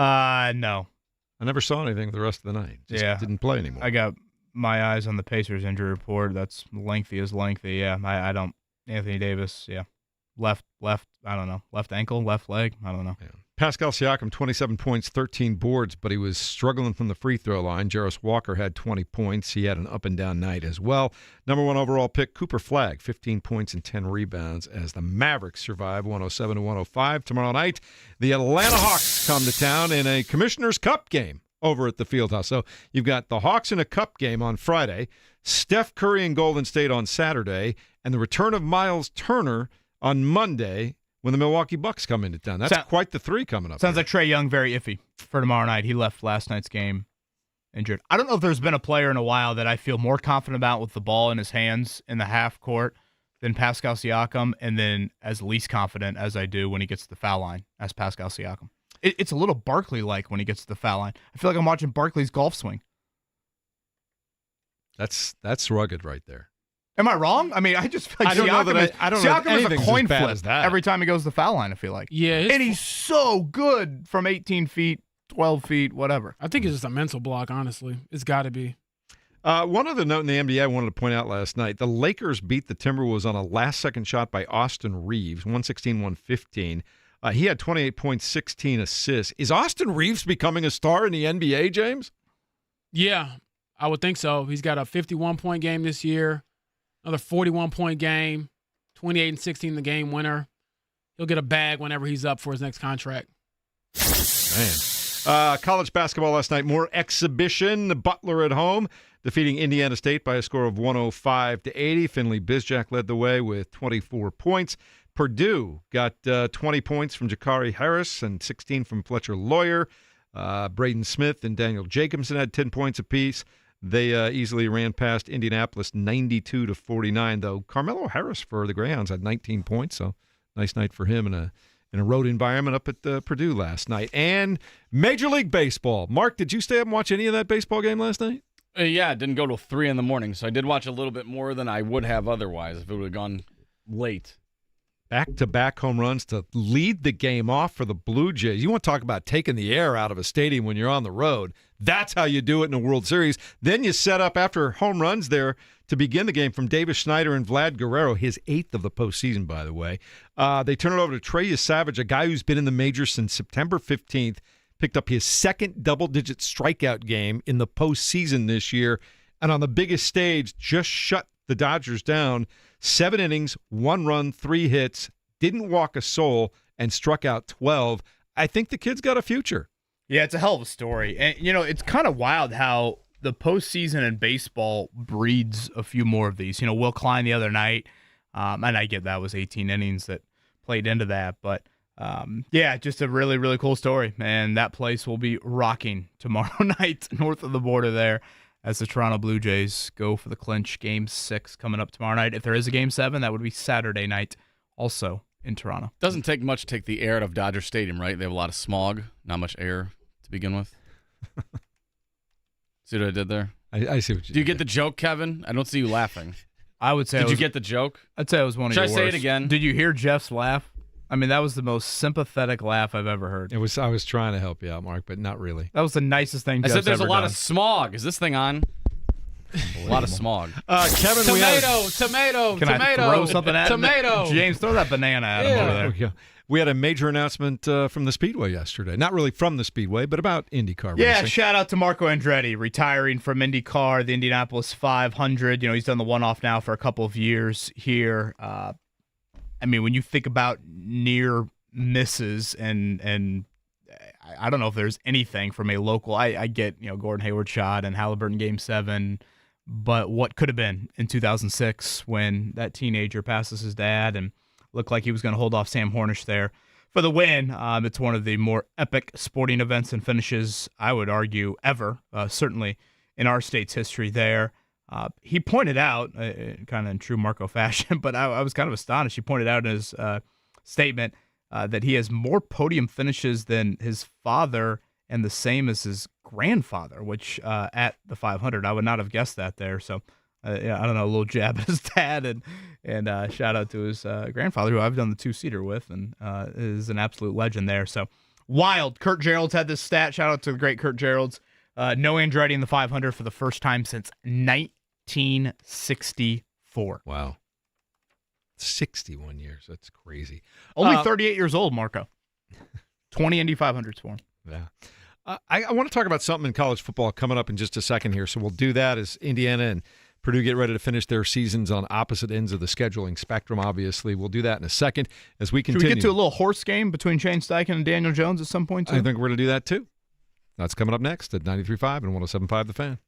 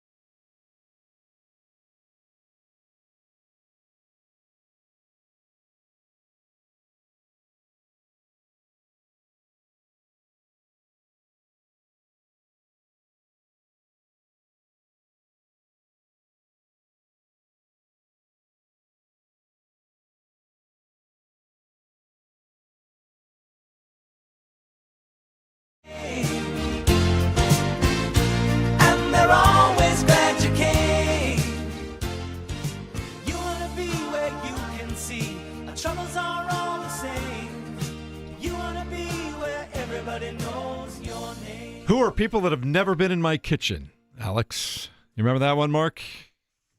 No, I know you're referencing Cheers, but I don't. Cliff Clavin finally gets on Jeopardy, and he's going for it all in Final Jeopardy. He doesn't know the answer, and it's a question about several people, and so he just says, "Who are people that have never been in my kitchen, Alex?" And he loses it all. That was a good show. Great theme song. I remember my parents watching the show back in the day. It was a good one. All-time classic. I'm going to guess, as a Chicagoan, your favorite character was Norm. Of course. Who wouldn't love Norm? That wasn't really his character. That was a Saturday Night Live skit. Yeah, that Same was the guy, super though. fans, but same guy. Yeah. The late George Wendt. Yeah, we lost him not too long ago, right? Earlier this year, I think. I'd have to look that up. But Did you ever get yourself familiar with Cheers, James? Nope, never heard of it. Never even heard of it? Not really, never heard of this. Oh, wow. He died May 20th, earlier this year. For those not following the last couple of days, Mark has been playing, I would say, famous show re-entries here. So just out of the blue, right, Mark? Nothing. We Nothing aren't one of those. it. Just was Today like, hey, is the TV show day, and you No. rip off your calendar. And Yeah. tomorrow's watermelon day. lots and of sleepless nights. That I'm like, what are these rejoiners going to be? No, I was just like, I should do one of theme songs. And a lot of people liked it yesterday. So I was like, okay, I'll run it back because obviously there's a lot of iconic theme songs from shows. So let's do it again today. Tomorrow, surprise, surprise, is going to be Halloween themed. So By the there way, you go. I know we've said this here in the last couple of weeks. I love the NBA back on NBC and the Round Ball Rock that we're getting. Bob Costas voiceover the other night. I forget what Bucks and Sixers That'll talk maybe some it Knicks. was. Bucks and Knicks. Bucks and Knicks. How Thank about a you. midweek doubleheader, though, too? Just awesome. Bob Costas has been very gracious to join us here on these airwaves a couple times over the last few years. So iconic there. Then I'm bullied watching him into coming on the air, I'm pretty sure. I met him once at a speaking conference. One of the nicest, like he was just, for that couple of hours, just incredibly generous with his time, answering people's questions, hanging out with people, was incredibly kind to folks. I taught his niece at IU, and yeah, he joined us a couple times. I believe I called his house phone one time. Yeah. So thank you to Bob Costas for that. And then I'm watching Cars the other night, and there he is announcing Lightning McQueen. So shout out to Mater. What's the movie that is on repeat? There you go. Oh, that's not bad. What's the movie that's on repeat and loop for your kids? Because my kids would get fixated on a movie and they'd watch that same movie for a couple weeks I feel like we at a time. get a nice rotation between like Toy Story, Shrek, and Sing. Okay. K-pop Demon Hunters, Oh, and I know. And currently Hocus Pocus is getting a lot of run because of the 'tis the season for Halloween things. So, yeah, Hocus Pocus. Well, when I have kids, I'm going to sit them down and they're going to watch Mulan. Mulan's the best. Yeah. Classic movie. Great jams in that movie. Probably one of my favorite movies of all time. Mulan. That is a great one. We were the Haunted Mansion with Eddie Murphy was on the other day, and I was like, "Do you know who that That's guy a classic is?" too. And they're like, "That sounds like the donkey from Shrek." I'm like, "It is the donkey from Shrek. It's also the dragon from Mulan." Now go. He was great in that movie. I love the donkey. I just loved Eddie Murphy. I loved all of that stuff. But yeah, no, for us, when my kids were little, Cars and Cars 2, just forever. They just wanted to watch them again and again and again. Classics. Yeah, good stuff. Colts getting back into action Sunday at Pittsburgh, and a lot's been made. People are starting to realize, they got a head coach, they got a quarterback, they got maybe an all-time great running back, but this relationship between Shane Steichen and Daniel Jones, like they not just on the field, but they kind of dig each other, don't they? They like hanging out. Yeah, let's set the scene a little bit here. James Boyd asked this to round out the press conference yesterday. This is back when Shane was with the Chargers. Later in the Phillip Rivers era, the Chargers were doing their due diligence on trying to find that next quarterback. They would typically work out, the top, 5 or 6 quarterbacks in each draft class. They didn't take Daniel Jones. They actually had a really late first-round pick when Jones came out. They ended up taking Justin Herbert the year after that. But Shane definitely recalls going to Durham to work out Daniel Jones. And Shane had one request for the college Daniel Jones back then. One of his things we had to get done. So when I called him, we went out there, and obviously you send him the mini playbook and you go through the stuff, be ready to roll. And I said, but you got one real job. Make sure we get into that Cameron indoor so we can play horse. And he said, all right. So we got there and we did the workout. And I said, you get that thing set up? He's like, yeah, I got it. So we got in there and shot around a little bit. And then we went in and talked ball a little bit, and obviously just killed all the stuff we sent him. Didn't miss anything. Very cerebral. Watched game tape with him. He was phenomenal, in that process. Was there a point in the evaluation, like, okay, can he get me on Cameron Indoor? Is that like, okay, can this guy solve problems? Who's he not? Yeah, absolutely. That's what I said. That was one of the main things. Like, you got to get us in there. You know what I mean? You're the starting quarterback there. Let's get that done. And sure enough, the football facility is right next to Cameron Indoor. So sure enough, he got it done, and he passed the test with flying colors. James, 2s and 1s to 11. Who you got? Quarterback versus head coach. Oh, I got to go with the young guy every time. A route? Yeah, he's smoking Shane. Yeah, one of them is a professional athlete. Yeah, and also Shane Steichen, come on now. No, he did play Division I football. Cup of coffee, come on now. Yeah. And had his day, but I think the age gap is probably there. Well, Shane's about 40? Yeah. I think Daniel's 28. Yeah, I think so. Yeah. One guy's playing football every Sunday. I would take that. Tell that's a JMV with some of the youngsters out there. That's a cool thing to say. I love JMV. If we play one-on-one, it would not end well for him. Ooh. Just because of the age gap. Does he have to wear an ace bandage or like a knee brace or anything Mark, like that? you want to clip that and save that for he may just James wanna, Adams? He may want to make it, just make it, take it, and he just shoot you to death. Just 2s and 1s. Shooting. 2s and 1s, James Boyd, JMV to 11. The score would be what? I'll go 11-6. Man. Yeah. Route. Not even close. But I'm come on now. We got to think about if he's young. If this is young JMV shooting like that, he's beating me because he can shoot and move and all that. But I'm like lateral quickness, getting to the basket, moving the puppies. Come on now. Well, have you seen the before and after pictures? This man's Darren Sproles these days with how I will say, twitchy he is. But clip that and that's JMV. He's not Ron Dane. And make He's sure Darren he hears Sproles, it. baby. Yeah, I don't think I'm saying anything disrespectful. It's honestly how you should feel. I'm 29.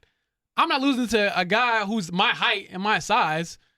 Who's in his, is he in his 50s? Is JV in his 50s? I believe so. I always think about those guys, though, in pickup games on Saturday mornings at the Y. They're like 50 years old, and they're wearing 2 knee sleeves and an elbow sleeve, and all they do is just knock down 20-footer after 20-footer after 20-footer, and they never miss, and they never get off the court.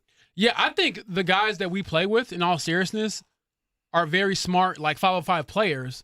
But just one-on-one when it takes and especially if it's like you miss, you get your own rebound type of thing. I mean, come on now. Got to go with youth. So in the case of Shane Steichen and Daniel Jones, I'm going with youth. But I will say when I asked who won the horse contest, Shane gave the old answer of, I don't really remember. You lost. Anybody who can't remember, get amnesia, they lost. And then he tried to backtrack and be like, I think I won. And then it's man. As soon as you said that to start off. Yeah. I will say, if people care, Shane, I know, again, the Chargers had a really late first-round pick that year. Daniel Jones went 6th to the Giants.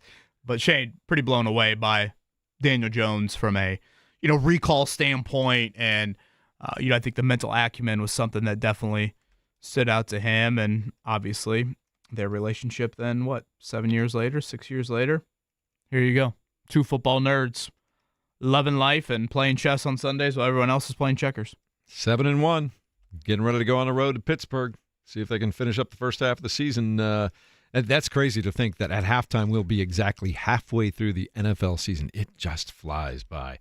All right, coming up in a moment, we'll talk college and pro football. A little bit more on the Pacers and their game last night, what they've got ahead.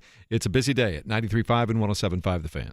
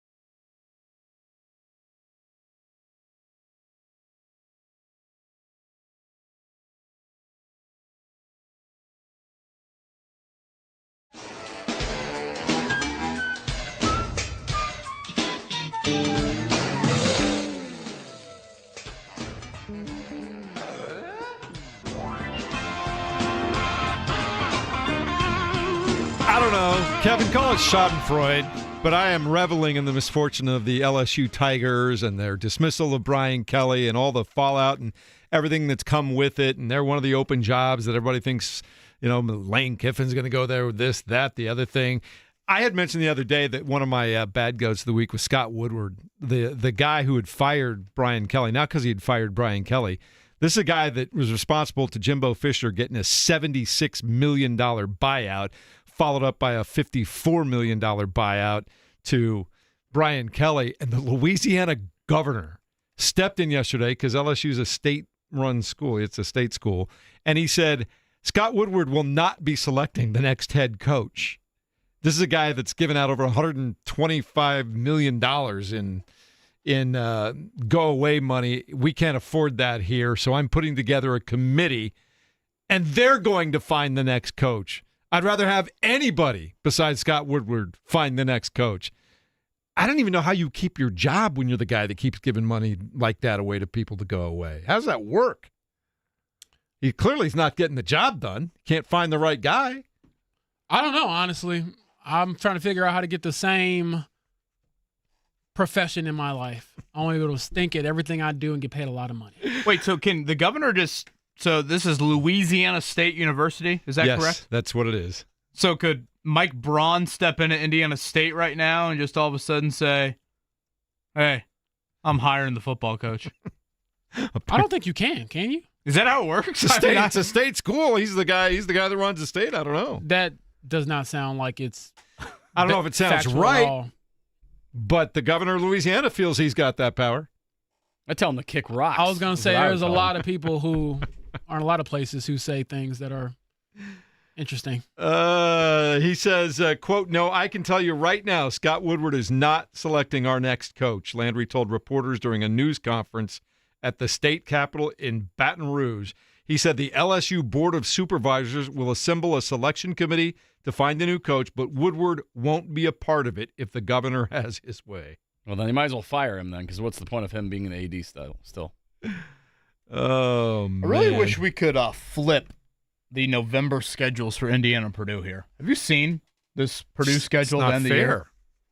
It's Big Ten, but, man, it's Purdue on their way to another winless Big Ten season. They'll end at Michigan, home to Ohio State, at Washington, home to Indiana. I would love for them to beat Michigan, but I just don't see that happening.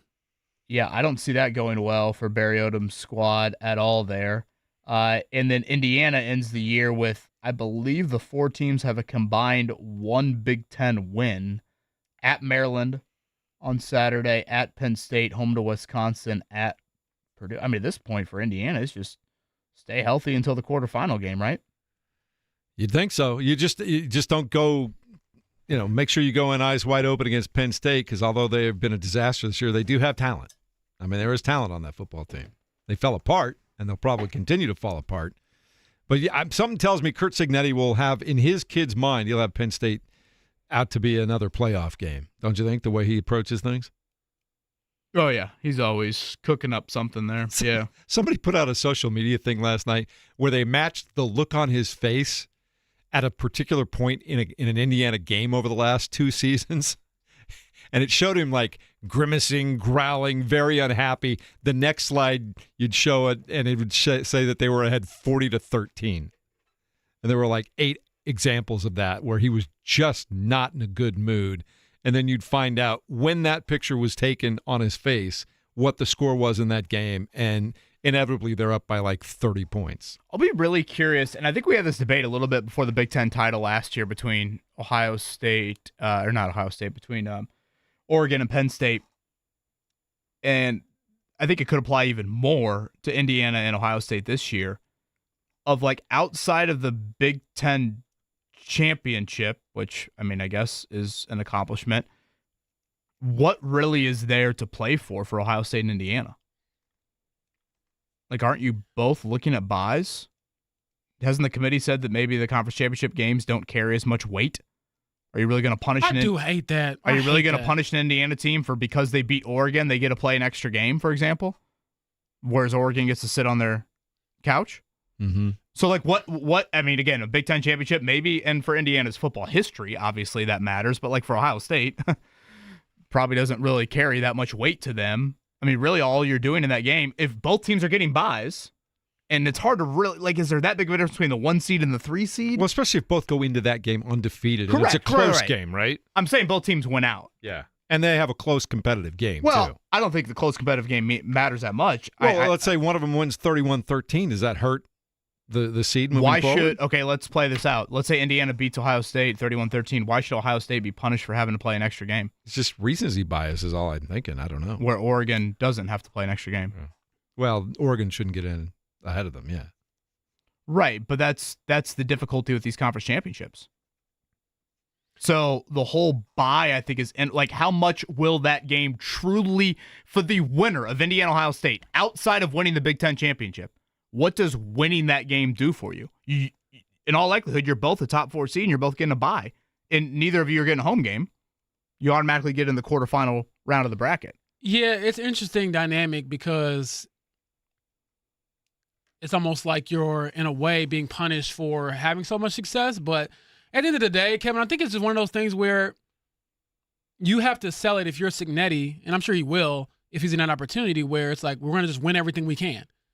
And to a degree, maybe use it as motivation, whether the committee decides whether you lose or win or lose that game, use it as motivation, whatever they decide, coming off of it, bulletin board material, what have you.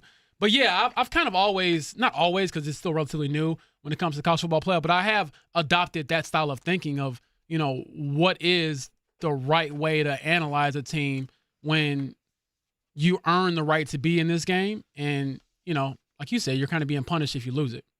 Yeah, I think that's the difficulty with the conference championships now. And again, some of them will have like an outright, hey, you win and you get in, or you lose and you go home. Right. Like that, there will be some and that, conferences. to me, feels a lot more, sure, that's obviously substantial. That's different. Yeah. But, for the Big Ten and the SEC falls into the same boat. The SEC is probably the better example of it this year because there's likely to be so many 2- and 3-loss SEC teams. Whatever. Let's call it Bama against Texas A&M. If they're in the SEC title game and then Georgia's sitting at home and Vanderbilt's sitting at home and, whatever, Texas is sitting at home, whoever, they don't get another loss on that resume. It's just the committee clarifying, I think, what exactly those games mean, I think is really difficult. But you know what? I also think this is part of the beast that is college football, where I made this joke at the beginning of the year. One of the biggest pastimes of the sport is just arguing over this type of stuff. And I think they enjoy that to a degree. They can't come out right out and say that, but I think they like this chatter. They like this banter. 100%. They like the back and forth because you're never going to have the uniform, this is what you have to get in criteria like it is for the NFL, for example. You win your division, everyone's in the same league. It's just not the same. And so that's my cop-out answer for what you're kind of getting at, where it's like, they like this. They like that we're arguing about it already before it's even happened because it creates more notoriety and fame for the sport. Yeah, they do. And I think that's one of the things you want to cross sports, too, when you take it over to trying to get it in the NCAA tournament. We've already expanded it as it is. Well, we're at 68. They're going to go to 72, I think, now, Kevin, pretty soon. That's what they're talking about. And then even expanding it beyond that. At some point, do you still argue about, let's say they expanded it to 128 teams like they had talked about. Are we still having arguments at that point in time, or do we lose that? Oh, I think we always are arguing. We're just arguing. Yeah, even, I almost said a cuss word, even badder teams, if batter is the right word.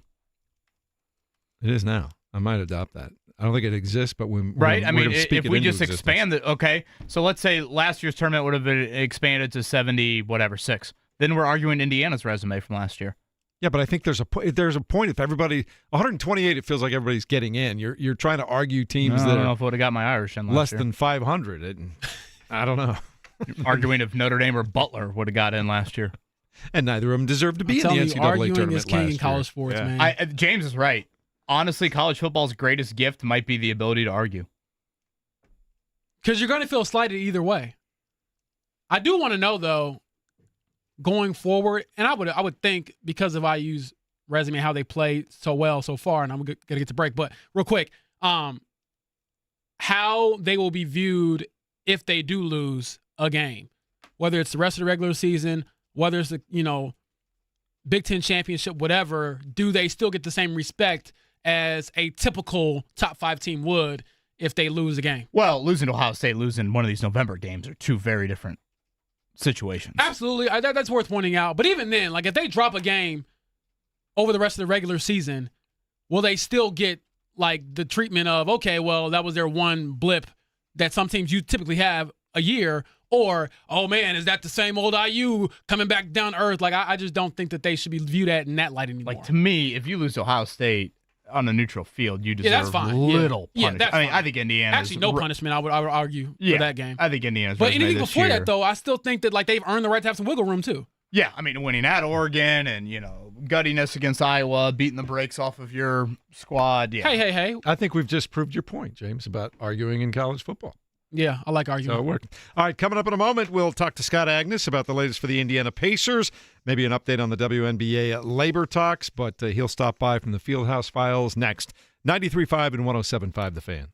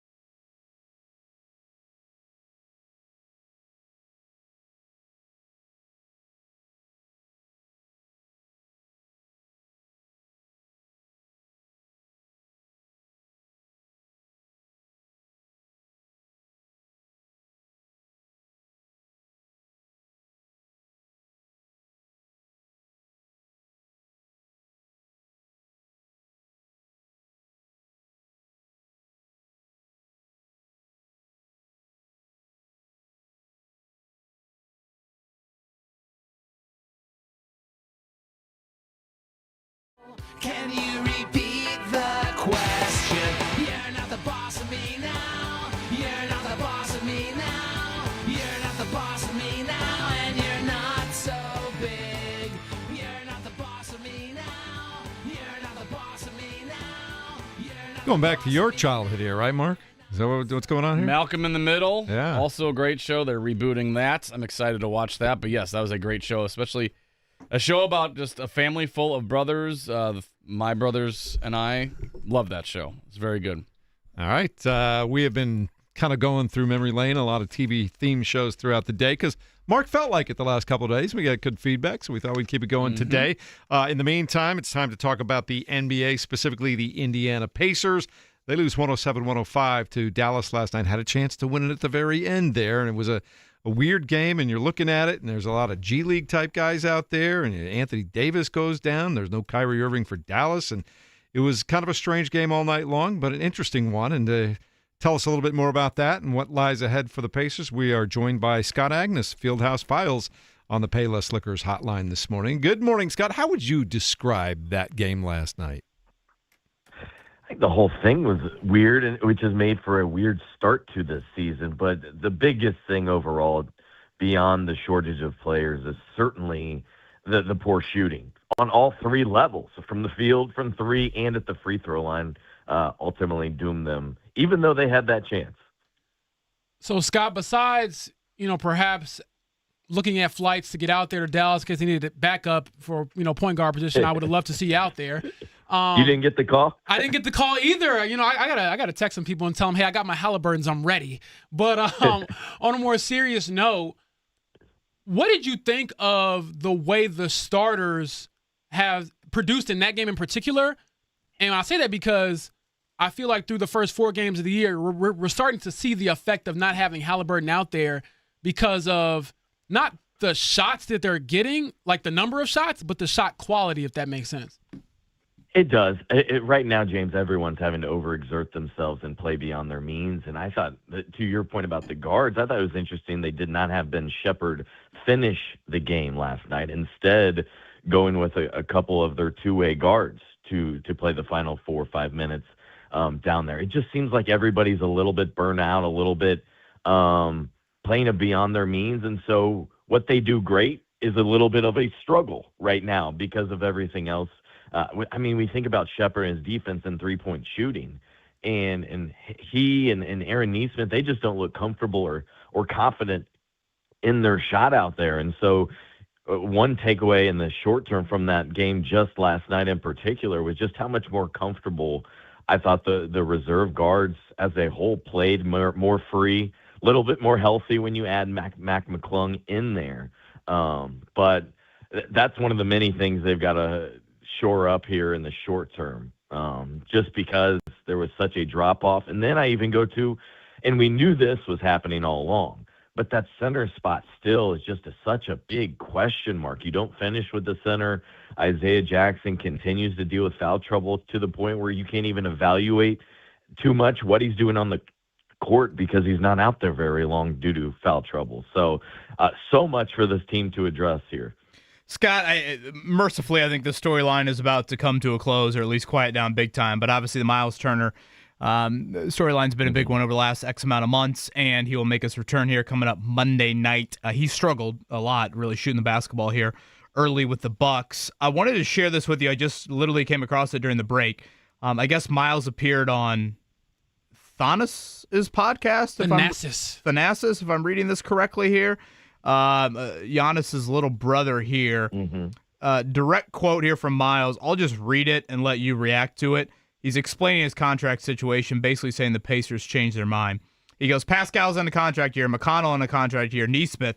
I could go down the list, but you go through that. We had a great run. Everybody got taken care of. Everybody got paid because we won. Then the next year, we surpassed what we did. We went to the finals, and all everybody told me was, Miles, just keep your head down and work. You're going to get taken care of.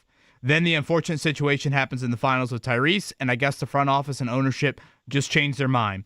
It was like, yeah, we told you all those things, and yeah, you helped us get to the Eastern Conference Finals and the finals, but we had to pivot. That was basically the sentiment, and we were just very far apart on what we thought the future should be, end quote.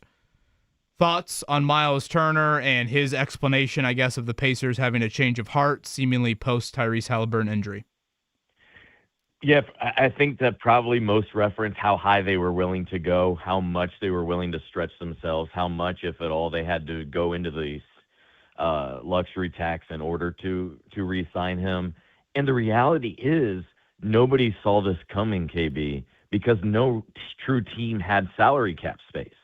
So from a business standpoint, at least initially, you kind of understand what the Pacers are doing, because why jack up the price when you're the only one buying the goods right now? Now, with that said, you would have liked to see, I think, you would have liked to see maybe more of a realistic price out there. I've been told all along that they were never willing to go above $66 million over 3 years. And so he ultimately got 109.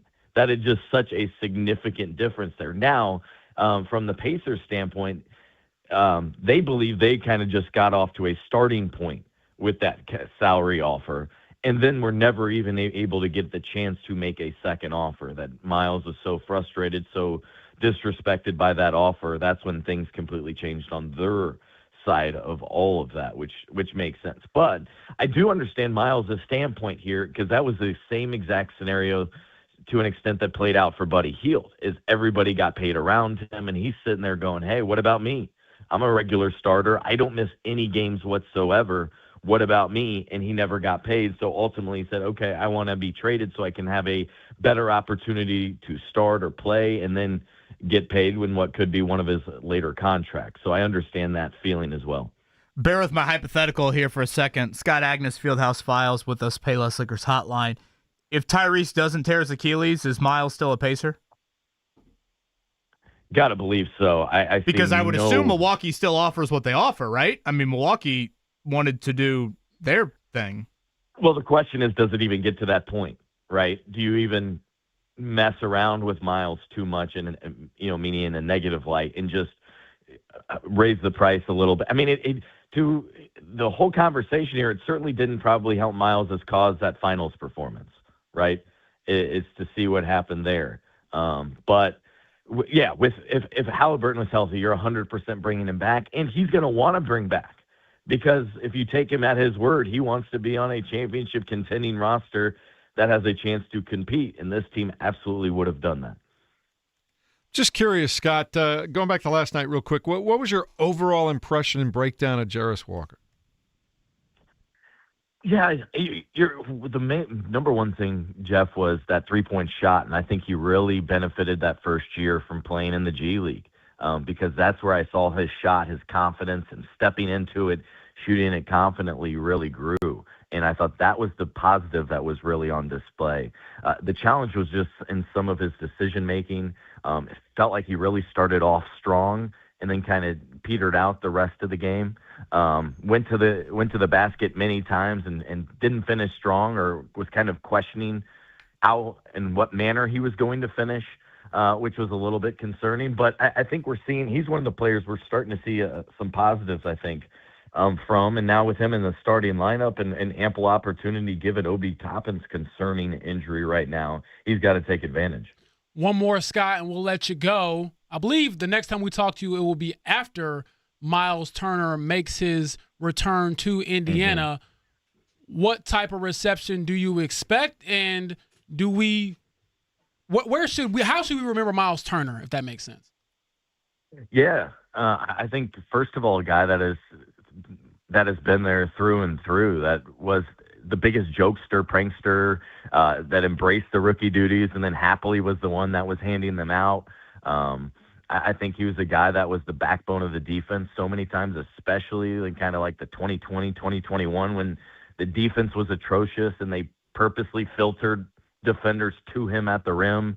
But also a wildly complicated guy, a guy that was fiercely loyal. The most complicated thing to me in all this was he was seemingly fiercely loyal to his teammates and this team and everything, and then how easily this decision to move on was. Now, if it's purely from a money standpoint, I think we can all understand when he got basically double what the Pacers offered, James. But on the other side of that, there were so many good years. I think back to him hosting Turner's Block and really embracing the community as an 18-year-old lengthy kid that people were questioning his running style, and they had to commission a study. So for him, I think he's going to hear all the boos in the world, because I think fans and the team felt like, despite last year's run, he took a road out and didn't want to come back, and that badly hurt them to the point that, James, we're still waiting on the first teammate to wish him well publicly. So it's a complicated return, but I'm thinking it'll mostly be boos because fans were blindsided by this decision. Do you think when they boo him, he'll just think about the money? Because I would. I'm joking. Yeah.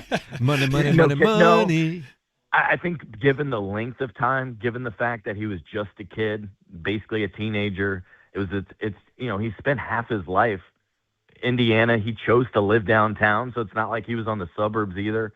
I think it's a much more emotional, and understandably so, because of the 10 years here. Always good to talk to you, Scott. Have a great Thursday. Big couple of games coming up. We got a Commissioner's Cup game against Atlanta tomorrow, and then far too soon for that. What are we doing? I know, right? And then you've got Steph Curry on Saturday night, and then the return of Miles Turner on Monday. You're going to be busy over there at the Fieldhouse. Yep, absolutely. Wouldn't want it any other way. All right, buddy. Have a good one. We'll talk to you soon. You got it. Thanks, guys. There you go. Pretty interesting stuff that you highlighted there at the beginning of the conversation, Kevin, about what the mindset for Miles Turner was. And again, 15 minutes from now, we'll have Eric Name on from the Milwaukee beat. He is James Boyd's colleague at The Athletic. And first off, I really respect Eric. I think he does a great job, and have enjoyed our conversations with him dating back to these playoff series and with the Miles Turner story. He had some reporting, and I think my numbers are correct here. 4 for 107, I believe, is what Milwaukee ended up giving Miles. He reported the Pacers stopped at 3 years, 66. That's a pretty big difference. That is a very big difference. Now, again, I get why the Pacers had some pause. But if those numbers are presented to you, I get why Miles wanted to dance with the other one at the same time. So, if that's the case, you can't be mad at him at all. Well, yeah, fans, whatever. Fans can be mad at whatever they would like to be mad about. I'm not here to tell fans what to be mad about. I know, but it's hard to be mad at a guy for taking, not to $35 million. Yeah, more. Miles has earned the right to, if someone presents that to him, he can, do as he pleases there. So, but yes, I would expect a chorus of boos, and I'm trying to process what Miles said on that podcast. The Achilles, I think, changed probably a lot. If the Pacers are still in a championship season this year, then is ownership willing to dip their toes more into the deep end? That's the question. I think he's in a Pacers uniform if Tyrese Halliburton isn't hurt. You think they match 4 for 107? I think they do whatever they can to run it back again this year. Absolutely, because but again, that's run it back with doing things they've never done financially. To be clear, just to make sure everyone's on the same page. Honestly, here. it will be similar to what we're seeing with the Colts. They've made some moves they haven't done before in the past, and I think the Pacers at that moment, and also knowing the landscape of the Eastern Conference, knowing that Boston will be down a year as well, with Tatum being out the majority of the year. I know he said he wants to come back. I think you go all in with that group and with that core. And my overall opinion on the Miles thing is, one, I think he's a great human being. I think he was an outstanding player for this franchise. Granted, the finals wasn't great. It was pretty bad. But overall, his tenure, the dude was always a class act, despite being in trade rumors every year. And then secondly, it sounds like the way he talks, he feels scorned. He feels a bit slighted. And I think that is a real human emotion that perhaps we don't always see from players. And as much as we, or at least the fan base is like, oh, shut up, we don't want to hear from him. I think it's a fascinating case study to a degree, because you usually don't get athletes to open up and say the things he said. And for better or worse, at least what he's saying, I think in his mind, is honest. Well, one thing we do know, it's left a huge hole at the center position for the Pacers. They're trying to fill it in with a couple of different guys, but Zay Jackson last night, I want to say he picked up that fourth foul early third quarter. I don't even know if a minute had gone into the fourth quarter, and I think that was his last clock of the night. That's 4 fouls in 11 minutes. I think they went Huff right after that, and then Bradley, and they might have ended the game centerless. Which, yeah, that's, again, the most shocking thing to last night is probably just how poorly guys that have actually been in meaningful NBA games played. You know, Quentin Jackson, I mean, if you want to add up the old G League boys, Quentin Jackson, Mac McClung, and Ray J. Dennis, they were nearly 50%. Shepard, Walker, Neesmith, 26%. Neesmith was 2 of 16. And again, for those that missed the final possession of the game, you could not have dreamed of a better look in the old, hey, we're up 3, the opponent fouls us, we've got to make a free throw and then clank one and then get the rebound. They did all of it. Neesmith in rhythm, 3-point contest type of 3, and couldn't get it to go down. That was for the win because you were down 2 at that point there. So Atlanta tomorrow night, there should be an opportunity there. Certainly Brooklyn on Wednesday if it extends that far. Can the Pacers scratch and claw and try to get 3 out of these 4 on the home span? I think that's the goal. Lofty, but that's the goal. One thing I did like about the game last night from an individual standpoint and a specific part of his game, Tony Bradley had 8 rebounds in 13 minutes. And every time I looked up last night, he was grabbing something off the glass when he was in there. As long as it's not an opponent. That's a good point. I say that all seriousness. No, I laugh because it's honest. It's funny, but it's honest. I mean, these centers right now, it's about hacking stuff. Shout out to Mac McClung. Shout out to Ray J. Dennis. Shout out to Quentin Jackson. Those 3, it's not perfect, but you know what? Those dudes play fearless. Both ends of the floor, they made some plays. Dennis hit some huge 3s late. That's got to be quite the moment. They've got opportunities here. For all of them. I tell you, Ray J actually grew up in the area that I grew up in, Illinois. Really? Yeah, he went to a high school near mine. And I have no idea. Where did he go to college? I actually don't know where he went to college, but I know he went to, I believe, Oswego High School, which is about 30 minutes from Romeoville High School. Do you remembering him play or anything like that? No, he went to Oswego East High School, actually. Okay. But no, because he's 24, I'm 29, so we didn't overlap at all. But it looks like he played at Boise State, Toledo, and Baylor. Yeah, 3 different schools. Wow, that there's that for modern college basketball. That is quite the run there. But yeah, shout out to the guy who basically grew up in my neck of the woods, putting on for us. It was so funny seeing him. I saw him over the summer at an NCAA live period because they had this big tournament every year in Romeoville at this facility, and he's in the gym, and he's seeing some old coaches and people like that, and no one really knew who he was because, granted, he's like a fringe NBA player or, relatively new NBA player to give him more respect in that regard. But I was thinking, man, if he went out here, he could put 60 on all these guys. Like, he's the best player here. They don't even know. So shout out to Reggie Dennis for being somebody who could make a shot yesterday. How do you think he'd do against JMV? Oh, he'd kill us. I mean, me, JMV combined, we're not stopping that dude. He is special. Levels to this. I just want to check your level there. That's all. Nah, I'm not delusional. All right. Let's check it down, Mark.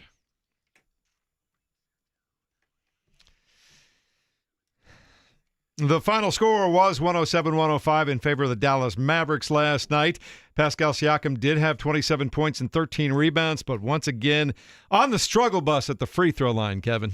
Yeah, awful. 18 to 28, I think it was, 64%. And again, that's a fundamental aspect that I don't care who's out there. He was 7 of 12, personally. That's disappointing. So, yeah, just a really unfortunate there because, Dallas did have some injuries. I don't want to act like they're the Pacers by any means, but I felt like there was an opportunity there, especially because he had a double-digit lead there in the second quarter. All right, as I mentioned a moment ago, big schedule coming up at home for the Pacers. Starts tomorrow night, the Commissioner's Cup game against the Atlanta Hawks. Maybe Trae Young is going to be out in that one, Kevin? Is that the latest? Yeah, hurt last night. Didn't look great, to be honest with you. Hope he's okay, but, catch a break for the Pacers if he's not playing. Golden State and Steph Curry show up on Saturday night, and then Milwaukee and Miles Turner on Monday. That's going to be a fun game to watch. Yeah, I can't wait. I'm going to try to sleep as much as I can on the plane back from Pittsburgh and hopefully get a nap in before that game because I got to be in the building for that. I'm fascinated by the entire dynamic of that, not just the matchup itself, but just Miles has been here for so long. He was a staple in this city, and now he's the enemy. A couple of other NBA notes from last night. The Celtics beat the Cleveland Cavaliers 125-105. It feels like the Cavaliers are not showing up at the beginning of the season the way that they finished last year as a favorite to maybe win the Eastern Conference. Yeah, they're still banged up. I believe Darius Garland remains out. Shout out to the Gary, Indiana native. So once they get him back and going, I think they'll be a lot more formidable All right. And again, the Lakers beat the Minnesota Timberwolves on a last-second shot, beating the buzzer. Austin Reeves coming off a 50-point performance. He had 28 points, 16 assists, and the game winner. We may be witnessing kind of the birth of a star in the league. LeBron, hang it up. We got Austin Reeves. Don't need you back. All right. College basketball last night. Couple of exhibition games. Butler over Indiana State, 105-80 at the Fieldhouse. Finley Bizjack had 24 points. Evan Haywood scored 14. Drayton Jones had 12. And Purdue over Indianapolis, 92-49. Jakari Harris had 20 points. Fletcher Lawyer had 16. Braden Smith, Daniel Jacobson, 10 points apiece. Everybody gets ready for the regular season now in college basketball. And first games coming up. We've got Wednesday, Alabama A&M taking on Indiana. And Purdue's first game will be Evansville on Tuesday. Butler's first official game, Southern Indiana. That's also a Wednesday game, and the IU Indy Jaguars will be playing at Ohio State on Monday. How about Purdue to Ohio State in basketball for? Well, two different schools, right? Right. IU Indy, said? You're right. IU Indy is the Division I school. The U Jaguars, Indy is the D2 school. Shout out to Jakari Harris last night. I watched some highlights of that one. Again, sophomore. That is Glenn Robinson's son. And I thought he had some really impressive moments for Purdue, and we'll see if we can give them a lift. Looks like off the bench for them, C.J. Cox in the starting lineup there. And then Finley Bizjack for Butler, once again, their leading scorer. All right, and World Series last night, Mark, Toronto Blue Jays, after losing that 18-inning game, have come back with big performances. They now lead the series 3-2. They win it 6-1 last night. Back-to-back home runs to start the game off from Davis Schneider, I should say, and Vladimir Guerrero. And then they just turned it over to Trey Savage, and the youngster is 3-1 in the postseason. He's got a pair of double-digit strikeout games now. And in Game 5 of the World Series last night, all he did against maybe the best lineup in baseball was throw 7 innings of one-run baseball, allowed 3 hits, no walks, 12 strikeouts. And again, the last 17 months of this young man's life, he's gone from pitching in the NCAA tournament at East Carolina to single A, got promoted to double A, promptly went up to triple A, got called up on September 15th to join Toronto, and he's been unstoppable. It's one of the most amazing stories I've seen in a long time. It's quite the 2025. It's quite the 2025 there for him. You couldn't tell me nothing. I'm telling you, we pull this off and we win this. Mm-hmm. Lord, that's why God can't give certain talent to certain people. Because if I did what he did and we win the World Series, there's not a humble bone in my body. I'm the greatest thing since sliced bread. All right. Tell us about our next guest coming up here. Eric Name, shout out to the Milwaukee Bucks reporter for The Athletic. Does a great job, and we will hear what he has to say about the Miles Turner return coming Monday. Last thing before we go to break 2, big Speedway news yesterday. Marco Andretti announces online his retirement. Man, doesn't it feel, Kevin, like 2006 was about 15 minutes ago with that thrilling finish with Sam Hornish and everything. Man, it was crazy. Yeah, I mean, you talk about greatest sports moments in our state, finishes, however you want to describe it. Certainly those final few laps, pretty iconic. Some of my favorite highlights that we've had in the great history of the Indy 500 there. What could have been for the teenager, but yeah, unbelievable career. And that last name speaks for itself. Be a bit unusual to have a 500 without an Andretti in it. All right, Eric Name next as we continue on 93.5 and 107.5 The Fan.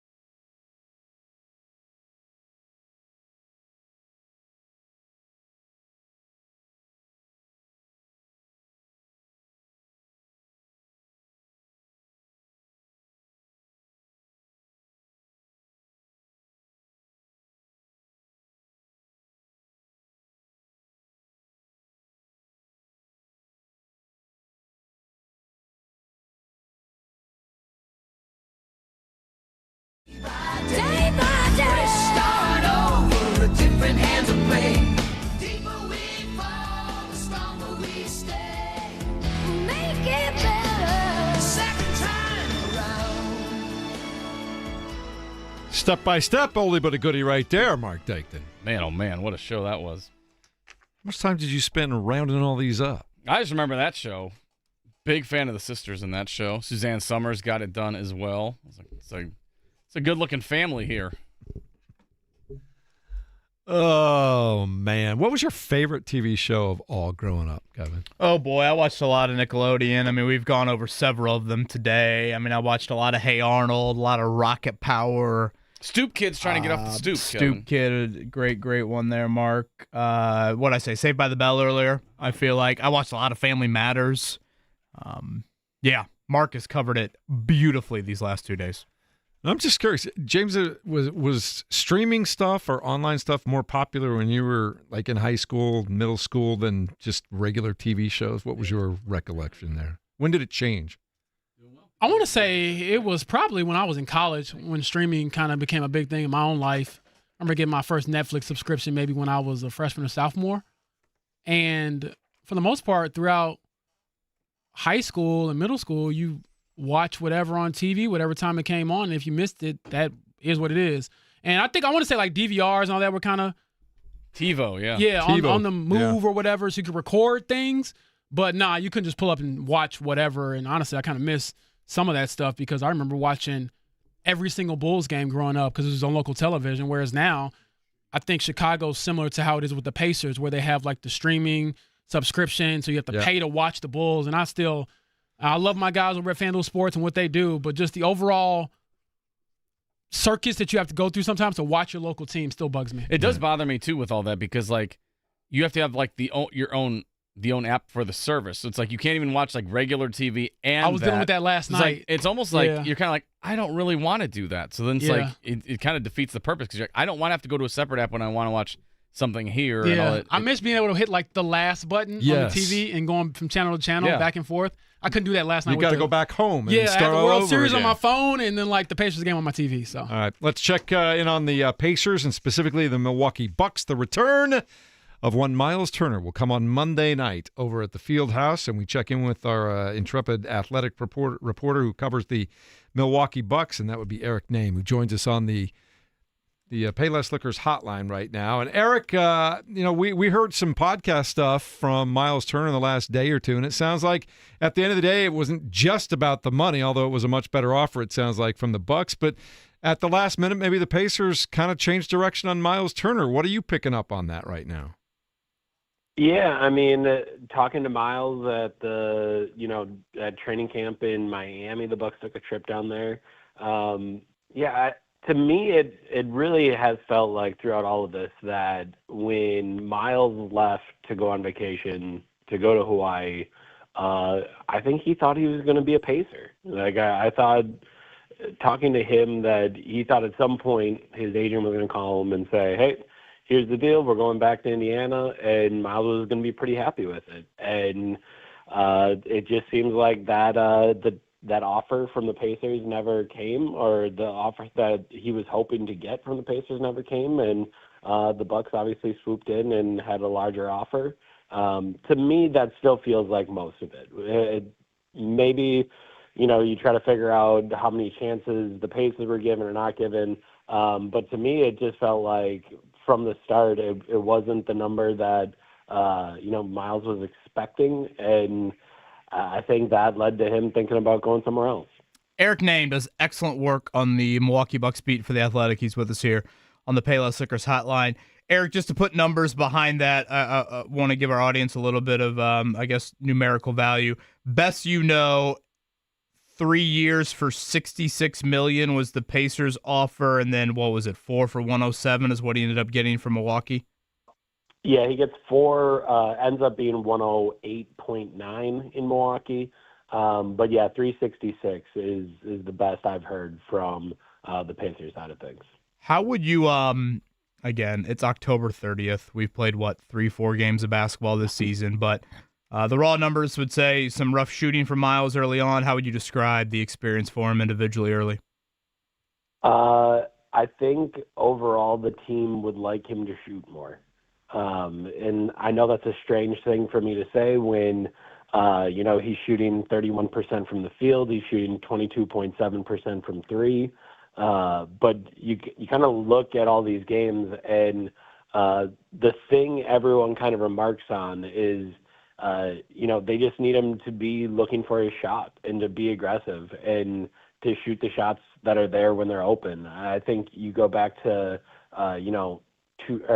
Tuesday's game against the Knicks. There's two in particular I was shocked that he didn't shoot. They both ended up being assists to better shooters. And it's nice that that's a play, but I'd asked Doc specifically about it, and there's one in the third quarter where Miles has a wide open corner three. He passes it up to throw a pass back behind his back to the corner that he just vacated to Ryan Rollins, who's, to Ryan Rollins' credit, is, like a 44% three-point shooter, and he knocked it down, and he had it going, and it was good that Miles was feeding him. And, when I talked to Doc about it after the game, Doc was like, I wanted to kill him. We need him to shoot, but it talks kind of to how selfless Miles can be at times, where he knew Ryan Rollins had it going, so he made an extra pass and he made an extra play. Once it went in, I was happy, but at the time, I wanted to kill him because he's got to take these shots. That's got to be something that we get from him. And I think when you kind of talk to Miles, I think he's still trying to figure out how to insert himself into the game plan. And how to find his shots, what are his shots, when does he need to take those shots. I think he's struggling a little bit with that, but, what he does instead of taking those shots is make an extra pass or try to get someone else open. So it's not a thing where players are upset with him because of what he ends up doing, because it's, trying to help the team. But I do think overall they're like, dude, you got to shoot. We're going to need you to shoot. And that's kind of been an interesting thing to watch through 4 games. Eric, I'm sure that flight is probably already, if it's a flight or a drive or whatever, it's probably already booked for Monday. So I'll see you over at Gamers Fieldhouse when Miles returns. But as far as what the Bucks did to acquire Miles, do you think that weighs on him at all, knowing that they did something that was kind of unprecedented in waiving a future Hall of Famer and stretching his remaining millions and millions of dollars to acquire you, and also knowing you're joining a future Hall of Famer whose future is in the balance of whatever you all do this season? Yeah, that's interesting. I don't get the sense that he thinks about Damian Lillard at all, or the move that was made to make it possible to acquire him. I don't think he thinks about that part at all. I think that's something that John Horst has to think about every day and sleep with at night, that, there's $22.5 million on the books in dead money for the next 5 years. I think that's more of a administrative thing. I think what weighs on Miles is literally just the fact that he spent 10 years in Indiana. When I had done my, one-on-one interview with him that we put out on, during the season opener, I did think it was noteworthy that I didn't bring up going back to Indiana. I didn't bring up the date. I didn't bring up any of that. And Miles, off the top of his head, was able to rattle off November 3rd. And it was like, oh, okay. I'm a little worried about, I don't know, the homecoming aspect of it. I don't know. I don't know how people in Indiana will react. I do think there's, as more details have come out about it, I think maybe there could be some Pacers fans that don't love how much he was offered and maybe it wasn't enough. But I also know that every night there are Pacers fans in my mentions on Twitter screenshotting his box score and sending it around and showing how little Miles Turner does. So and those could just be bad apples, right? I'm not here to say what the reaction will be on Monday, but I do know that that was a place he loved, right? He was there for a decade. That's when he learned, essentially, from college, you go to a new place and you learn how to, become a man, you build a family, you do all of those things. So there's a lot of love there. And I am very, very, very, very, very curious to see what the reaction will be on Monday. Well, Eric, as someone who can see the future, I can guarantee you this: they will boo that man. Yeah, I was gonna say, Eric, I would expect a large amount of boos based off, and just again, I'm relaying info from our listeners. I think the phrase of "go where you're celebrated," I think that really rubbed Pacers fans the wrong way. And I'm not asking you to sit here and whatever defend Miles or anything like that. I'm just relaying what I think the atmosphere will be like in there on Monday. Yeah, I mean, I don't even think I need to defend it. Like, he was clearly talking about the organization. Like, I understand that when you say "go where you're celebrated," you're going to be thinking about like the fans, but I think Miles was pretty clearly talking about an organization that didn't pay him as he thought he should be paid. So, but yeah, that's unfortunate. I think, like, obviously I've gone through many homecomings over the years, and I'm sad to hear that that will be the expected outcome. Eric, I mean, what you just explained right there is nuance. Ain't none of that allowed when you're paying for the tickets and all that, man. For sure. I agree. It makes me sad because I do really think it's kind of, I think one of the things that is so kind of incredible to me about Miles over the years is that obviously I wasn't in Indiana, right? I only hear from, league source about what's going on in Indiana. And man, every trade deadline, it was like, oh, they're about to trade him. They're about to trade him. Right. They're about to trade him. And then, man, like that moment when they're going to the finals and Miles is on the mic, like that was so cool. Like that was so cool that he got to like have that moment after 10 years of trade rumors. And you're thinking like, all right, this is great. The franchise is in a place it hasn't been before, or it hasn't been in a while. Like, this is so cool. He's getting to, like, he will solidify himself in Indiana, and then it doesn't happen, and now this man's getting booed. It's going to be that's crazy. But I understand it. Like, that is how fan bases and fans operate. It's okay. Eric, as always, thanks for stopping by. We appreciate your time, and maybe we'll all catch up on Monday. We'll see. I can't wait. Sounds good. There you go. I think that was really well said by Eric. From an outsider, and I say outsider like, one that was not obviously here for the 10 years of Miles Turner, to describe everything that unfolded. Indiana, I mean, Mark played that a million times on our re-entries there throughout the playoffs. The Nancy Leonard embrace, and now the scene we'll see Monday night. It's a reminder that sports aren't Hollywood. No, not at all. And I also think that there is a different level of maybe respect. I don't know if that's the right word, but relationship if you got a chance to interact with Miles on a personal level. Sure. Which again is fandom. Like, I'm not saying it's in a bad way. I'm saying right. I feel like for me, for example, I'm a bit softer towards the Miles Turner experience because I'm like, oh, this is the guy that when I first got my job at Indy Star and I was walking through the Pacers facility, he just gave me his number and told me, hey, whatever you need, let me know. You need recommendations for Indy and that sort of thing. But then also, like you said, from a fan standpoint, you know me, I love Petty. Yeah, go where you're celebrated and you feel like it's a night. Dude, I wasn't the one putting you on the trading block. I was the one in Miles Turner block or whatever it was, cheering you on and hoping you play better in the finals, quite frankly. So I understand that. And then, like I said, I love being petty. So to me, once you the enemy, I am booing you. You could have left on great terms. I'm still going to boo you because that's my right as a fan. Here's what I would like to see. I would like to see a nice, warm welcome on Monday night to appreciate all he gave to this franchise as long as he stuck around. And then the second that ball tips up, you boo him every time he touches the ball. Yeah, I know that's like the fair? ideal thing. Jeff, I'd like a six-pack by noon, and I don't mean cold beer, I mean abs, and that ain't happening.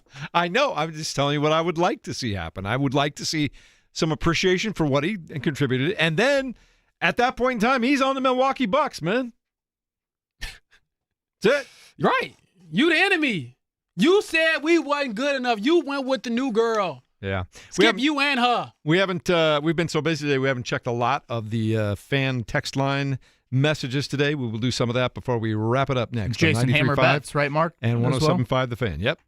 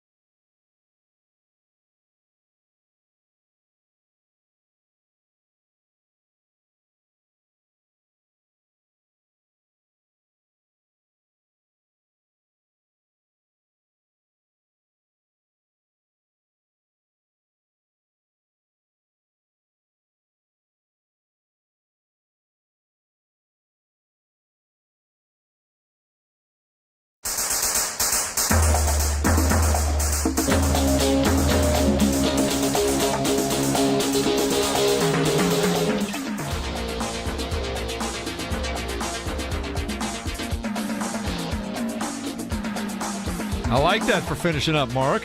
It's a very highly requested song, Miami Vice. Yeah. I'm going to admit, I've never seen an episode, but I know Crockett the and theme Tubbs. song. Crockett and Tubbs. They were the vibe of the mid and late 80s. Just the whole vibe. Man, these kids miss out on so much these days. I just remember the neon suit jackets that they had rolled up to their elbows.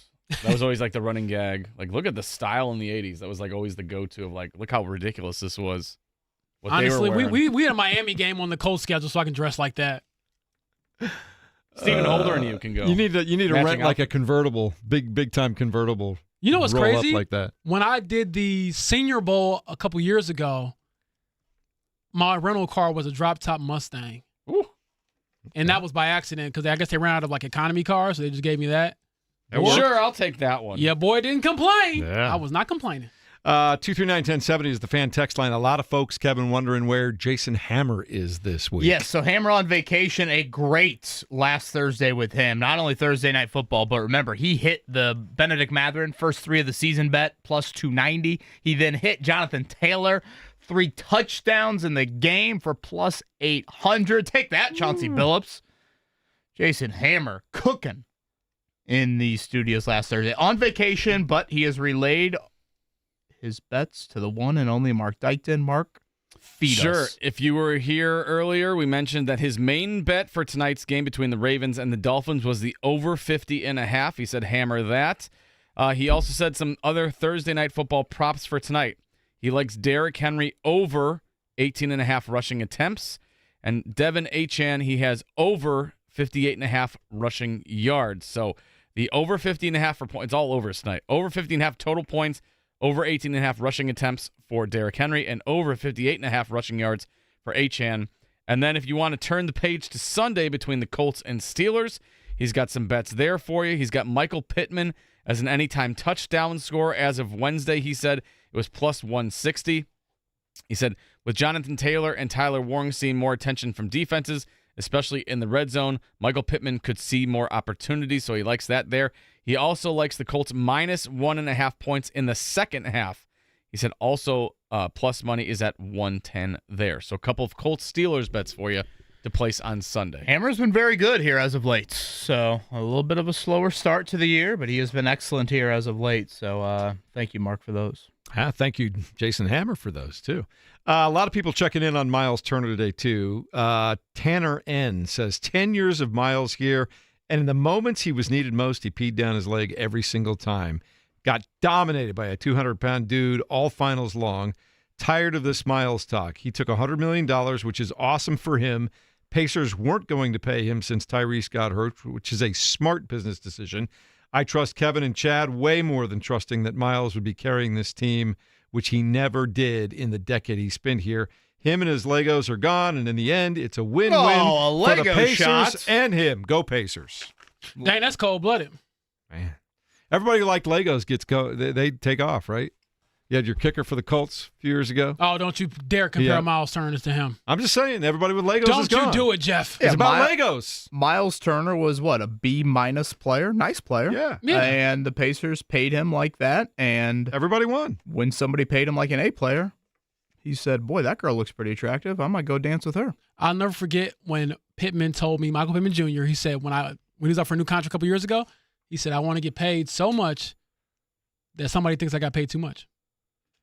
There you go, Miles. You have done it, brother, but you will get booed when you come back and here. that might be a conversation worth having here in a few months, James Boyd, with Michael Pittman Jr. and his contract. Oh, I thought you were talking about your boy. I was like, yeah, please call the Athletic and tell them I need a raise. Extension. Going back to our I would happily conversation. be booed for that. Going back to our conversation about school dances throw and anything at me. participation, too. Our buddy Aaron said he was first row bleacher guy at the dances in high school. I know the feeling, KB and Mark. Picking up popcorn. I cannot relate. Your boy was out there Popping enjoying and himself. Pop, locking, and dropping. Hitting the Soldier Boy. Oh, man.